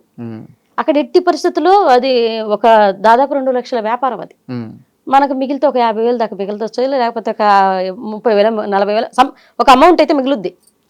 ఆ 2 రోజులకి మిగులుద్ది. అది పెద్ద వ్యాపారం. అది జరిగేటప్పుడు అన్న దాదాపు 500 మంది భోజనాల దాకా వస్తున్నారు, సో ఈ టైంలో ఈ ఒక్కరోజుకి ఎక్స్క్యూజ్ చేసి నా స్థానంలో ఎవరినన్నా పెట్టి కామెడీ షో అనేది ఆ స్థానంలో ఎవరినన్నా పెట్టి రన్ చేయొచ్చు. అంతే, నేను టీం లీడర్నండి, కో యాక్టర్స్ ఎవరినైనా పెట్టి రన్ చేయొచ్చు, నేను ఉండాలి important. Chandranna important, Subbu important character కాదు. సుబ్బు అనేది చిన్న క్యారెక్టర్, అది సుబ్బు బదులు అతని మీద కౌంటర్ వేసి రాత్రి ఓడి పెళ్ళాన్ని తీసుకెళ్ళిపోయిందనో ఏదో ఒక ఓడేసి దాన్ని తప్పించచ్చు. స్క్రిప్ట్ మన చేతిలో ఉంది. కానీ అన్న ఫోన్ చేసి నాతో మాట్లాడాడు, చంద్రాన్న ఫోన్ చేసి సుబ్బు గురించి అడిగాడు, అమ్మా ఎందుకు రాలేదు అని. అంటే అన్న పరిస్థితులు ఏంటంటే ఆయన క్యాటరింగ్ వర్క్ అన్నా, అంటే క్యాటరింగ్ బిజినెస్ ఉన్నప్పుడు ఆ కామెడీ షోలు కూడా చేసుకోమన్నాడు అని అన్నాడు. బిజినెస్ ఉంది కదా అదే చేసుకోమనొచ్చు కదా, ఇది కూడా చేసుకోమన్నాడు అని. చాలా తప్పుగా మాట్లాడుతున్నారన్న మీరు. అంటే ఒక ఆర్టిస్ట్కి ఒకే దాని మీద హైదరాబాద్కి వచ్చిన తర్వాత ఒక వ్యాపారం మీద నిలబడకపోతే ఇండస్ట్రీలో వచ్చే అవకాశాల వల్ల జరిగిపోద్దంటే ఎవరికి జరగదు. ఇప్పుడు సర్వానంద గారు హీరో, హోటల్ ఎందుకు పెట్టుకున్నారంటే ఎందుకు పెట్టుకున్నారా మనం అడగగలమా? ఇప్పుడు చార్మి గారు పెద్ద హీరోయిన్గా నడిచింది, ఆవిడ ప్రొడక్షన్ ఆఫీస్ ఎందుకు పెట్టుకున్నారు? నిహారిక గారు నాగబాబు గారి కూతురు, ఆవిడ ప్రొడక్షన్ ఎందుకు నడుపుతున్నారు? ఈరోజు ప్రొడ్యూసర్గా ఎందుకు అయ్యారు? ఒక వ్యాపారం అనేది ఎవరి వ్యాపారం వాళ్ళదండి. మనం బిజినెస్ అనేది మన ఇష్టం అండి, మన బతుకు తెరువు కోసము, లేకపోతే దాంట్లో ఇంకా ముందుకు మన మీద మన నమ్మకం. బిజినెస్ అనేది పెట్టేవాడు అంటే గట్స్ ఉండేవాడు బిజినెస్ పెట్టగలడు ఎప్పుడు కూడా. అంటే వాడి మీద 10 మంది నేను సాకగలను, 10 మంది ముందుకు 10 మందికి వర్క్ ఇవ్వగలను, నా పాయింట్ ద్వారా 10 మంది బతుకుతారు అనేది వాడికి నమ్మకం ఉంటే, ముందు బిజినెస్ మ్యాన్కి వాడి మీద వాడికి నమ్మకం ఉంటేనే బిజినెస్ స్టార్ట్ చేస్తాడు. అది ఎవరైనా తెలిసిన విషయం ఆ విషయం. కానీ ఇక్కడ నాకు చిన్న డౌట్, చంద్ర గారికి ముందే చెప్పి ఆ రోజు షోకి వెళ్ళలేదా, చెప్పకుండా వెళ్ళిపోయారు? చెప్పారంట, నాకు కుదరదన్నా, నాకు అంటే కుదరకపోతే ఎట్లా అంటే ఒకవేళ వీలుంటే వస్తా, వీలు కాకపోతే చెప్పలేను అని అన్నారంట. కానీ ఆయన వస్తానని ఆ మాట అన్నాడు కదా, నాకు వీలుంటే వస్తానన్నాడు కదా, వీలు చూసుకునే రావాలి కదా. ఒక ఆర్టిస్ట్కి చెప్పేసినప్పుడు రాకపోతే ఎలా అని చెప్పేసి ఆయన కొంచెం ర్యాష్గా మాట్లాడాడు. ర్యాష్గా అప్పటికి నేను జబర్దస్త్లో టీం లీడర్ కదా, మిగతా షోలు నుండి వస్తున్నాను. ఆయనకి వాళ్ళకేంటి, మేము జబర్దస్త్ చేస్తున్నాము, జబర్దస్త్ ప్లాట్ఫామ్ దాకా కూడా ఎందుకు వెళ్ళాను నేను చెప్తాను ఇప్పుడు తర్వాత. నేను జబర్దస్త్ చేస్తున్నాము, మేము పెద్దోళ్ళమి, వీళ్ళు మాకన్నా చిన్న షోలు చేస్తాను, వీళ్ళు చిన్నోళ్ళు అన్న ఫీలింగ్ లో వాళ్ళు కొంతమంది ఉన్నారు. అప్పుడు ఉన్నారండి. నేను షో దాకా వెళ్ళిపోతే ఒక షో అన్న కొంతమంది చెప్తే నా మొహం చూసి కూడా మాట్లాడిన వాళ్ళు లేరు జబర్దస్త్లో. నేను చెప్తున్నాను కదా, నా మొహం చూసి కూడా స్ట్రైట్గా మాట్లాడిన వాళ్ళు లేరు. ఇలా చూసి అంటే మేము ఇదే ఎంటర్టైన్మెంట్, జ్ఞాపిక ఎంటర్టైన్మెంట్స్లో మేము షోలు చేసుకునేవాళ్ళం. ఈటీవీ ప్లస్లో, వాళ్ళు ఈటీవీలో చేసేవాళ్ళు. ప్లస్సే తేడా, మేము ఈటీవీ ప్లస్లో చేసేవాళ్ళు. ఈటీవీ ప్లస్లో చేసేవాళ్ళని ఎవరిని ఈటీవీ దాకా రానిచ్చేవాళ్ళు కాదు, ఆ షో దగ్గర రానిచ్చేవాళ్ళు. ఆ షో దగ్గర పోతే అంటే ఒక రకమైన చిన్న, ఎవరు పలకరించేవాళ్ళు కాదు, ఎవరు దగ్గర తీసుకునేవాళ్ళు, కొంతమంది మాత్రమే తీసుకునేవాళ్ళు. సరే తీసుకున్న ఆఫర్ అయినా ఇస్తున్నారు కదా అని చంద్రాన్న పిలిచారు. మాకు చంద్రాన్న ఆ టైంలో మంచిగానే అనిపించింది. కానీ ఆయన ఒక్క సన్నివేశానికి రాలేదనేసి ఆయన తప్పుగా మాట్లాడడం అనేది బాగా నాకు నచ్చలేదనమాట. ఏంటి అది ఆ పని చేసుకునేటప్పుడు షూటింగ్లు ఎందుకు అని అన్నాడు. క్యాటరింగ్ చేసుకునేటప్పుడు షూటింగ్లు దేనికి అంటే అన్న బిజినెస్లు చేసుకునేవాళ్ళు షూటింగ్లు చేసుకోరా? మన బతుకు తెరుగు బాగాలేనప్పుడు దీని మీద ఇది 10 రోజులు వస్తుందో 5 రోజులు వస్తుందో 1 నెలలో షూటింగ్ వస్తుందో రాదు, అప్పుడు మా భుక్తి మా భోజనం జరిగేది ఎట్లా? ఆ బిజినెస్ ఉండబట్టే బతుకుతున్నాం, నా బిడ్డలు ఇద్దరు బతుకుతున్నారు. ఆయనకి చెప్పలేక సరేలేన్నా మీ ఇష్టం అని చెప్పేసుకుని కామ్గా అయిపోయాను అనమాట. మా ఆయనకి నేను ఫోన్ చేసి చెప్పాను, సర్లే నాన్న వదిలేసాయి. ఆయన బాధ, నేను ఒకసారి నేను సున్నితమైన పాయింట్లో ఆయన చాలా స్ట్రాంగ్ ఉంటారు, ఆయన సున్నితమైన పాయింట్లో నేను చాలా స్ట్రాంగ్ ఉంటాను. వదిలేసాను దాని గురించి బాధపడకు. ఆయన బాధపడ్డారు, తిట్టారు, అది ఇది అంతా చెప్పారు, నాకు వదిలేయమని చెప్పాను. ఆ తర్వాత చంద్ర అన్న ఒకసారి ఎదురుపడ్డా కూడా సరిగా మాట్లాడలేదు. మీరు మాట్లాడలేదు? ఆయన కూడా మాట్లాడలేదు. ఆయన కూడా మాట్లాడలేదు. నేను మాట్లాడలేదు లైట్ కామ్గా. దీని తరువాత నెల్లూరు నీరజ జబర్దస్త్ లో టీం లీడర్ గా వస్తుంది అని తెలిసి ఒక టీం లీడర్ వద్దు అని బాధించారట, ఆపాలని చూసారట. అది పేరెందుకు లేనిది అక్కడ అప్పటికే ఒక స్థాయికి వచ్చున్నారు వాళ్ళు అప్పటికి. కానీ రాఘవ అన్న బాగా సపోర్ట్ చేశారండి. రాఘవ అన్న, మీరు పేర్లన్నీ హైడ్ చేసేస్తున్నారు. పర్లేదు కానీ సపోర్ట్ చేసిన వాళ్ళని చెప్తున్నాను కదా. ఇప్పుడు గెటప్ సీను అన్న బ్లాక్ చేశాడు, దానికి ముందే ఇప్పుడు చెప్పాను. ఇప్పుడు చంద్రాన్న తిట్టారు, ఇంకా హైడ్ చేయడం ఏముంది? కొంతమంది వద్దని, ఈ తిట్టిన వాళ్ళు ఎవరో ఒకరు ఉంటారు కాడ హైడ్ చేసిన వద్దని చెప్పిన వాళ్ళ, ఆ డైరెక్టర్ చెప్పేవాళ్ళు అందరూ తెలిసిన వాళ్ళేనండి. ఈటీవీ అని అంటే ఇక్కడ చేసిన వాళ్ళు అక్కడ వాళ్ళ గురించి తెలియదా? ఇదే జబర్దస్త్లో చేసిన వాళ్ళు ఈరోజు నేను చేసిన జ్ఞాపిక ఎంటర్టైన్మెంట్స్లో చేస్తున్నారు. ఈ జ్ఞాపిక ఎంటర్టైన్మెంట్స్లో నాకు ఫుడ్ పెట్టింది జ్ఞాపిక ఎంటర్టైన్మెంట్స్, జబర్దస్త్ కూడా కాదు, నాకు జ్ఞాపిక ఎంటర్టైన్మెంట్స్. అక్కడే తయారు చేసిన ఒక బొమ్మలాగా బయటకు కూడా నేను అక్కడే ఎక్స్ప్రెస్ రాజా చేసా, అక్కడే హంగామాలు చేసా, అక్కడే వావ్ షోలకి గెస్ట్లుగా వెళ్ళా, అక్కడే సూపర్ మస్తీలు చేసాం. అంటే ఈటీవీ 20 అని నడిచేది అనమాట. ఆ 20 ప్రోగ్రామ్స్ సూపర్ మస్తీలు అని పెట్టేవాళ్ళు. ఒక డిస్టిక్ వైజ్ ఒక ప్రోగ్రామ్ ఒక ఈవెంట్లు నడిచేవి. ఇప్పుడు పెద్ద పెద్ద సింగర్స్ వచ్చేవాళ్ళు, అక్కడే లైవ్ ఈవెంట్లు జరిపి ఆ ఈవెంట్లో చేసే వాళ్ళ ప్రతి ప్రోగ్రాంలో మమ్మల్ని పిలిచారండి. వాళ్ళు ప్రతి 5 సంవత్సరాలు జ్ఞాపిక ఎంటర్టైన్మెంట్స్ మమ్మల్ని పిలిచి ప్రోగ్రాంలు ఇచ్చి ఒక స్థాయికి తీసుకొచ్చింది వాళ్ళే. ఒక ఫుడ్ పెట్టింది వాళ్ళు 5 సంవత్సరాలు. వాళ్ళ దయ వల్ల ఈరోజు ఇండస్ట్రీ దాకా వచ్చాను నేను. నాకు జీ తెలుగు కామెడీ క్లబ్ తర్వాత ఒక ఆఫర్ ఇచ్చి నిలబెట్టింది మాత్రం జ్ఞాపిక ఎంటర్టైన్మెంట్స్. ఆ జ్ఞాపిక ఎంటర్టైన్మెంట్స్ ఉంటున్నామని చెప్పేసి నేను అప్పుడు ప్రవీణ మ్యామ్తో కూడా అన్నా, నేను ఇక్కడ ఉంటున్నామని అక్కడ వాళ్ళు ఎవరు మాట్లాడట్లేదమ్మా, అక్కడికి పోయినా రిసీవ్ సరిగా చేసుకోవట్లేదు, అప్పుడప్పుడు పోయినా రిసీవ్ చేసుకోవట్లేదని. వన్స్ అక్కడ ఆర్టిస్టులు అందరినీ ఇప్పుడు ఈరోజు కూడా ఫ్యామిలీ స్టార్స్ యాంకర్స్గా చేస్తున్నారు. ఫ్యామిలీ స్టార్ మొత్తం అందరినీ తీసుకొచ్చి చేస్తున్నారు. ఇక్కడ జబర్దస్త్కి వచ్చిన తర్వాత రాఘవ గారు ఏం సపోర్ట్ చేశారు? ఇందాక చెప్తున్నారు.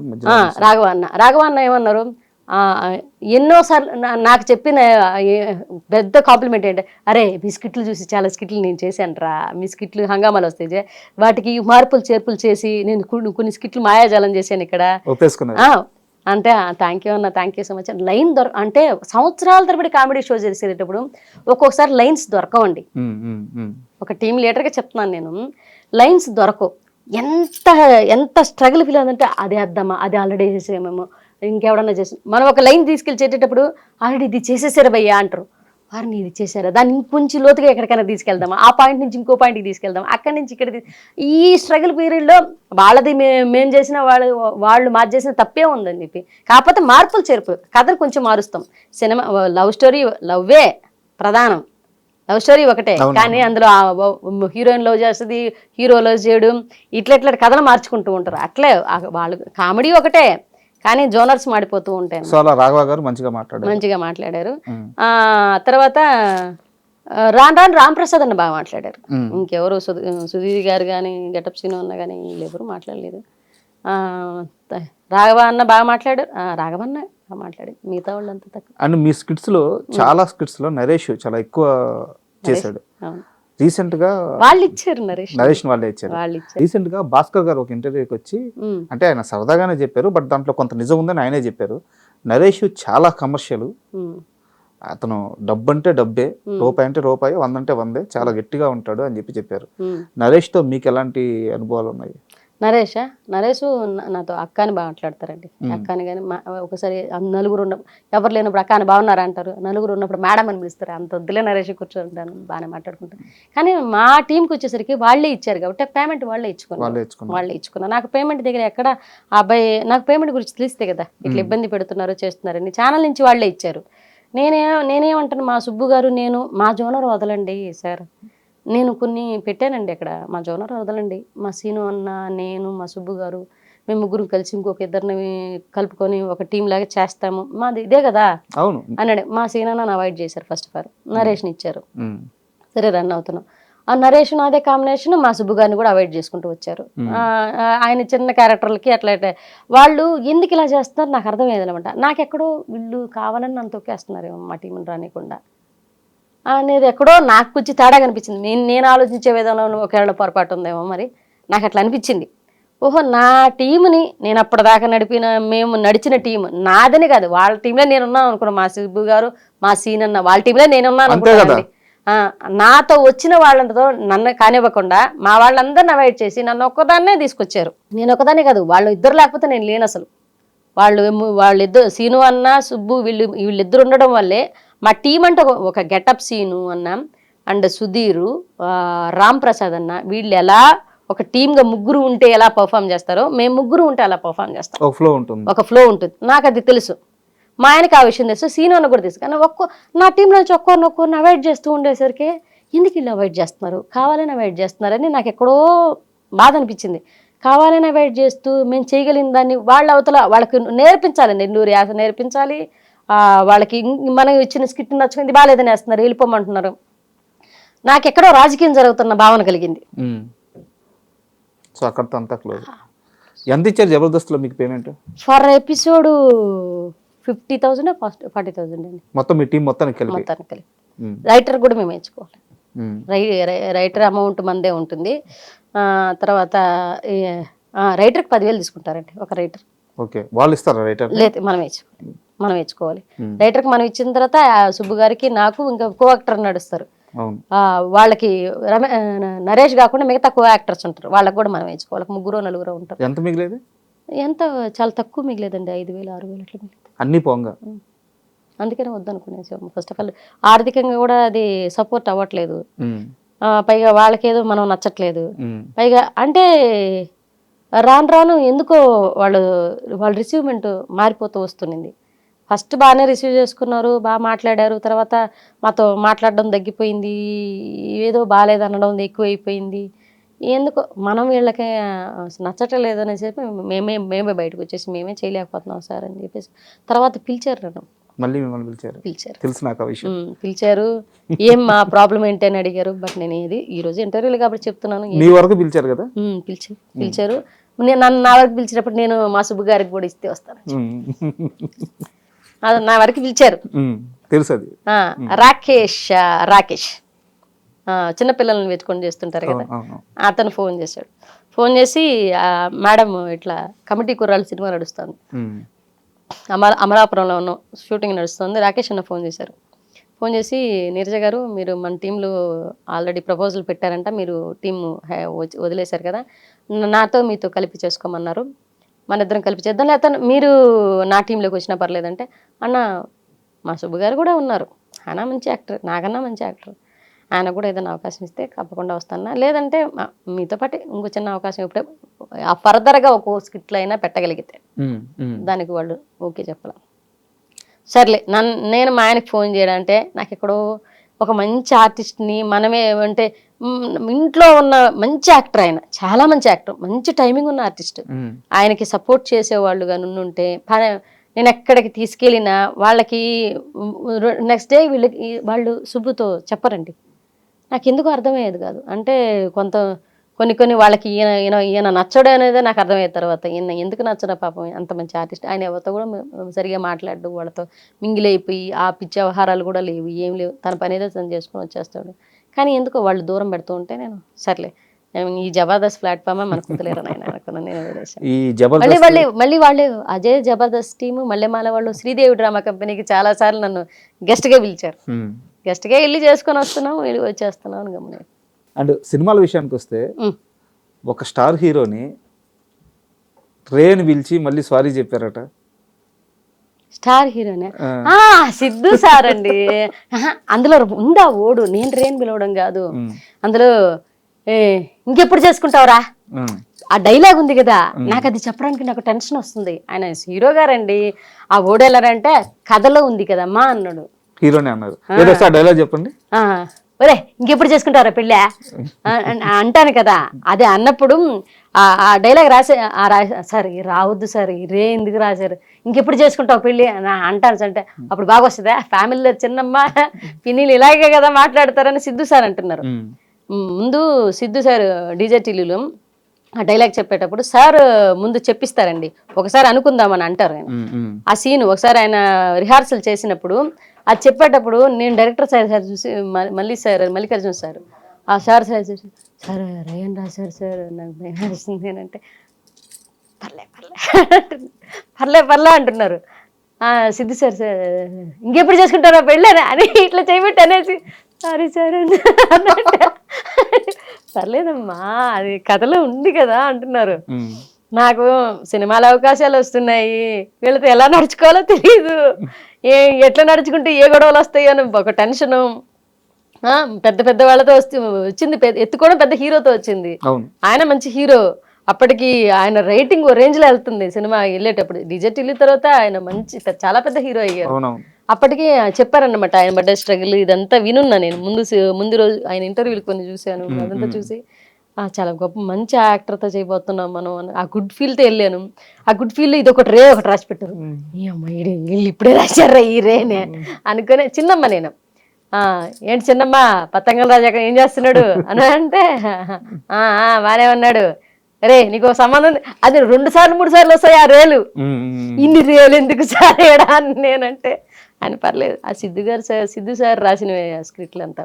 అంటే సెట్స్ లో ఒక మర్చిపోలేని ఒక ఇన్సిడెంట్ అంటే ఏం చెప్తారు సిద్ధు సార్తోనా?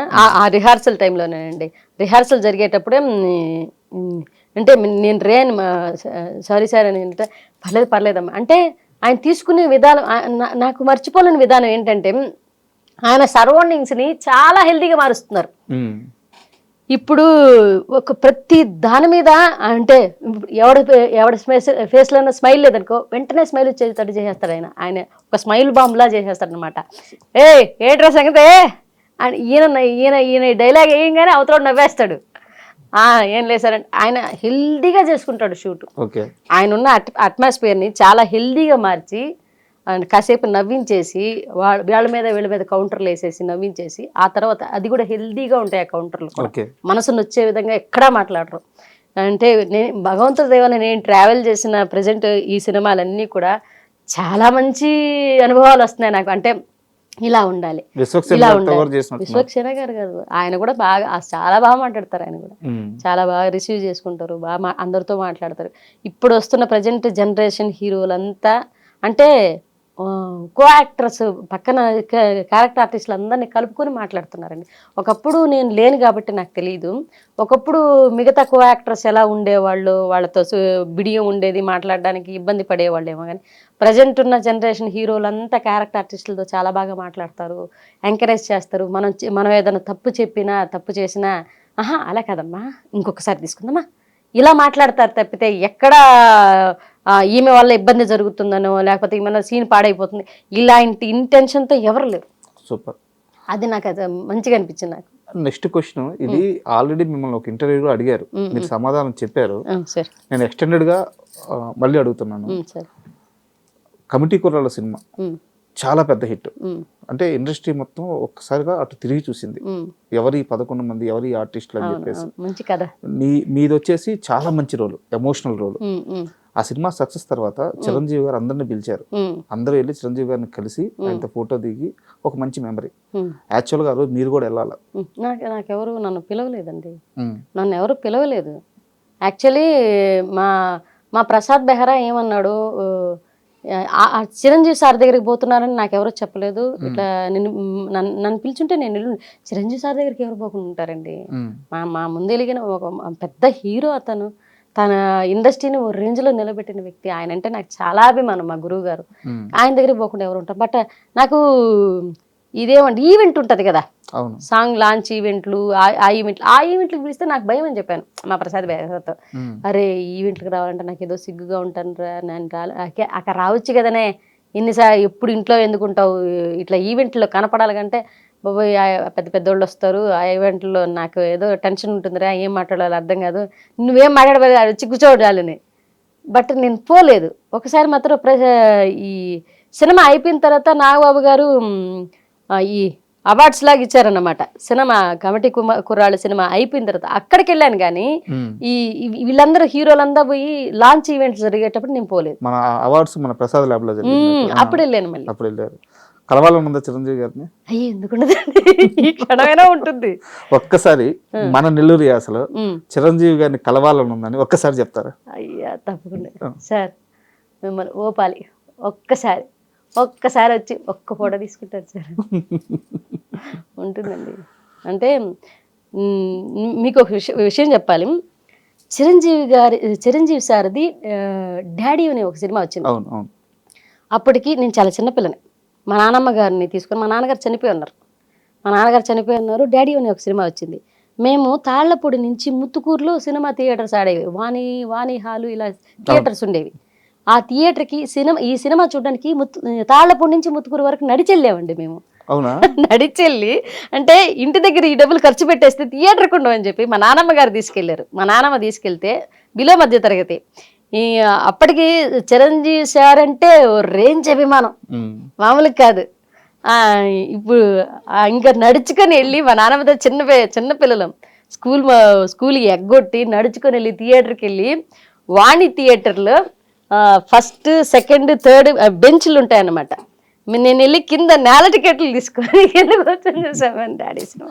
మీకు ఇంత అభిమానం ఉంది కాబట్టి సార్ గారిని వీడియో చూస్తే ఖచ్చితంగా పిలుస్తారు. తప్పకుండా నేల టికెట్లు కూర్చొని, మా నాన్న చచ్చిపోయిన సిచ్యువేషన్ కదా, ఆ డాడీ సినిమా చూసిన తర్వాత నేను ఏడుపు, మా నాన్న గుర్తుకొచ్చి ఏడ్చి మా నాన్న ఒళ్ళు పడుకొని మళ్ళీ ఇక ఈ సినిమా అయిపోయిన తర్వాత అంటే చిరంజీవి నాకు ఉన్న ఆశ ఏంటంటే సౌందర్య గారిని కలవాలనుకున్నా. నేను రాక్తరికి భగవంతుడి దగ్గర అది అవ్వలేదు. నేను రాక్తరికి మేడం కాలం చేశారు. నాకు అదొక అసంతృప్తి అలా ఉండిపోయింది. ఇండస్ట్రీకి వచ్చాను, సౌందర్య గారితో ఒక ఫోటో ఫస్ట్లో అనుకునేదాన్ని, ఇండస్ట్రీకి రాకముందు అసలు సౌందర్య గారిని చూస్తానా, సౌందర్య గారు అంటే చాలా ఇష్టం, సౌందర్య గారిని చూస్తానా, సౌందర్య గారిని కలుస్తానా, నేను ఈవెంట్లు చేసుకునేప్పుడు అప్పుడు అనుకున్నాను.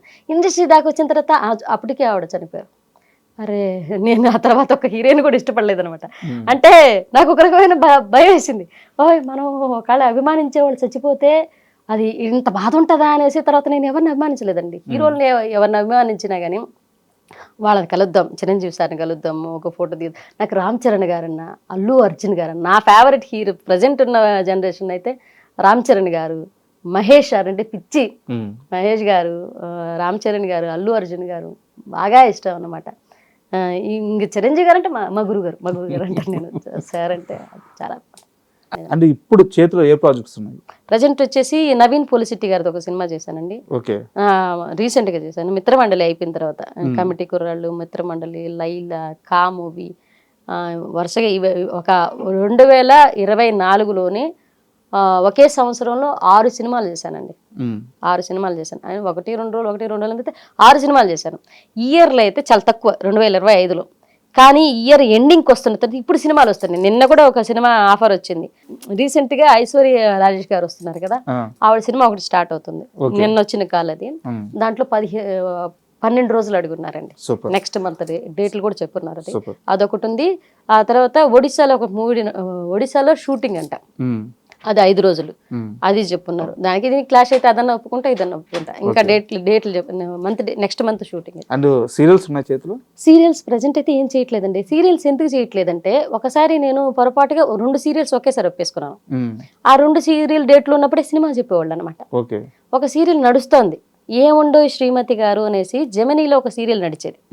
అది ప్రభాకర్ అన్నాడు ప్రొడక్షన్. ప్రభాకర్ అన్న చాలా అమ్మ చెల్లి అని చెప్పి చాలా అభిమానిస్తారండి. పిలిచి మరీ నాకు స్టార్ మాలో ఒక సీరియల్ నడిచేదండి.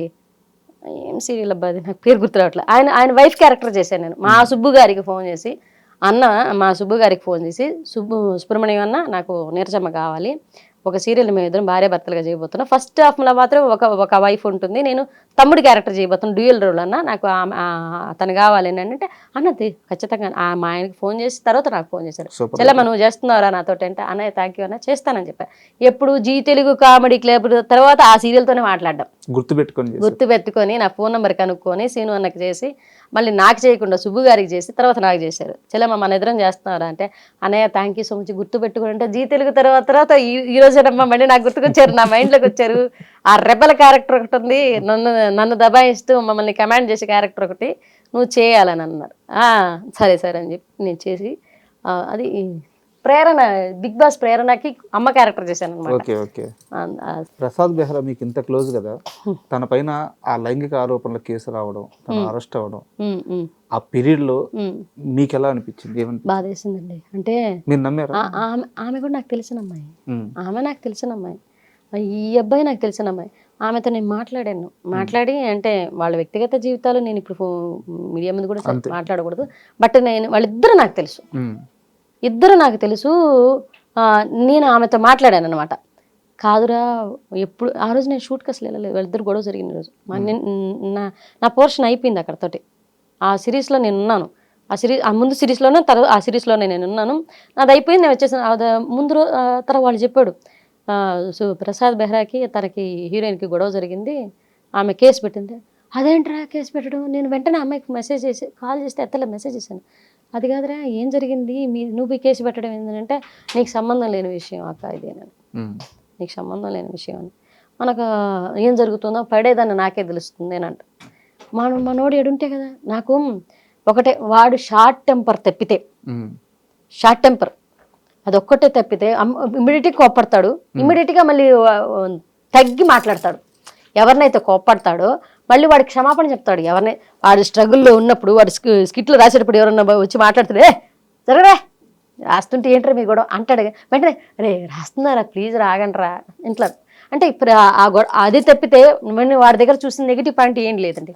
మీరు మాట్లాడారా తను స్టేషన్కి వెళ్ళిన సమయంలో లేకపోతే తిరిగి వచ్చిన సమయంలో? నాకు ఏం ఇరుక్కుంది ఈ కేసు, నేను ఏం మాట్లాడాలా, నాకు ఏం మాట్లాడాలో అర్థం కాలే. ఫస్ట్ ఆఫ్ ఆల్ నేను పోలీస్ స్టేషన్ దాకా వెళ్ళాల. అప్పటికి 2 channels, TV channels, Sakshi and TV9 దగ్గర నుంచి నాకు 2 టీవీ ఛానల్స్ దగ్గర నుంచి కాల్ వచ్చింది.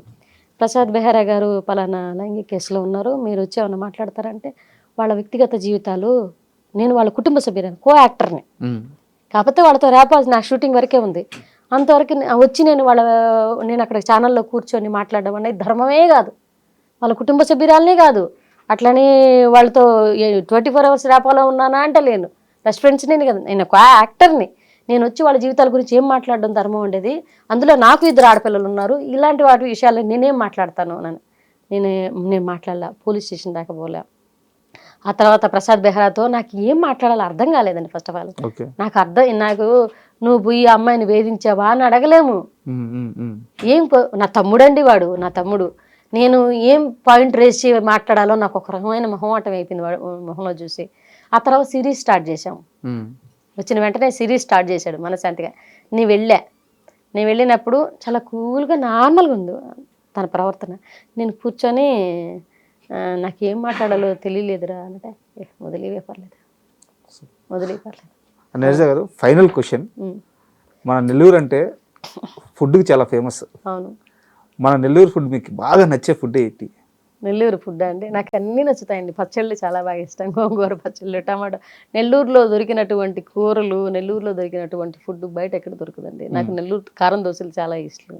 నెల్లూరు కారం దోశలు, నెల్లూరు గోంగూర పచ్చళ్ళు, టమాటా పచ్చళ్ళు, ఇవి బాగుంటాయి. నెల్లూరు ఊరగాయలు బాగా పెడతారండి, అవి చాలా ఇష్టం. నేను వదిలేశారు ఏంటది నెల్లూరు చేపల పులుసు అంటున్నారా? నేను తినను కదండి. అంటే మ్యారేజ్కి ముందు తిన్నాను, అది వేరే క్యాస్ట్లో ఉన్నాను కాబట్టి. ఆఫ్టర్ మ్యారేజ్ నాకు తినడానికి అవ్వలేదు, తెలియదు, అలా వదిలేసాను అనమాట. అండ్ థ్యాంక్ యూ అండి, ఎందుకంటే చాలా బిజీగా ఉన్నారు మీరు ఇప్పుడు. అవును, ఇప్పుడు కూడా డబ్బింగ్కి వెళ్ళాలి. అలాంటి బిజీ సమయంలో కూడా నా కోసం, మా ఐడ్రీమ్ కోసం సమయం కేటాయించి ఇంటర్వ్యూకి వచ్చినందుకు నిజంగా చాలా చాలా థ్యాంక్ యూ. థ్యాంక్ యూ అండి, thank you so much. And don't forget to subscribe to iDream. And for more videos, please subscribe to iDream. Please subscribe to iDream. Please subscribe iDream. And please subscribe to iDream. For more videos, subscribe to iDream. please like, share and subscribe to the channel. Congratulations, iDream. Subscribe to iDream. Subscribe to iDream. So subscribe to iDream Media. iDream ki iDream team andarki huge congratulations. Please subscribe iDream Media. Please subscribe to iDream. Subscribe iDream. Please subscribe to iDream. iDream అంటే నా కళల ఛానల్ను subscribe చేసుకున్న నోరు తిరుగుతలేదు, మీరైతే గంట గుర్తు కొట్టండి. For more such videos, please subscribe to iDream. Subscribe to iDream. Please subscribe to iDream. Please subscribe iDream Media. Please do subscribe to iDream. Please subscribe to iDream Media. For best entertainment and information, please subscribe iDream.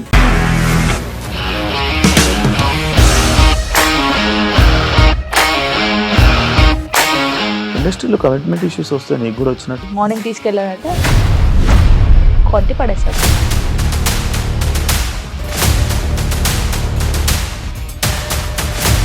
ఒక్కళ్ళు కూడా చూడలేదు ఈ cinema అని చెప్పడానికి కూడా చాలా ధైర్యం కావాలి. అది నిజం కదా, దాంట్లో ధైర్యం ఏంటి ఇది? నెక్స్ట్ డే ప్లేట్ మార్చేస్తే తప్పు కదా. As of now we are comfortable this అని నేను అనుకుంటున్నాను. రష్మిక గారిది మీది ఒకే ఊరు అంట కదా? నీకు కోపం వచ్చిందంటే బాగా తిట్టేత్తరా? తిట్టేద్దామండి. నిజంగా గేమ్ ని ఎలా చేంజ్ చేయగలిగారు? ఏపీఎస్ఎఫ్సి వాళ్ళకి 6 నెలల్లో నేను 6 లక్షలు కట్టా. బిజినెస్ చేయాలనుకుంటే it is as difficult as riding a tiger.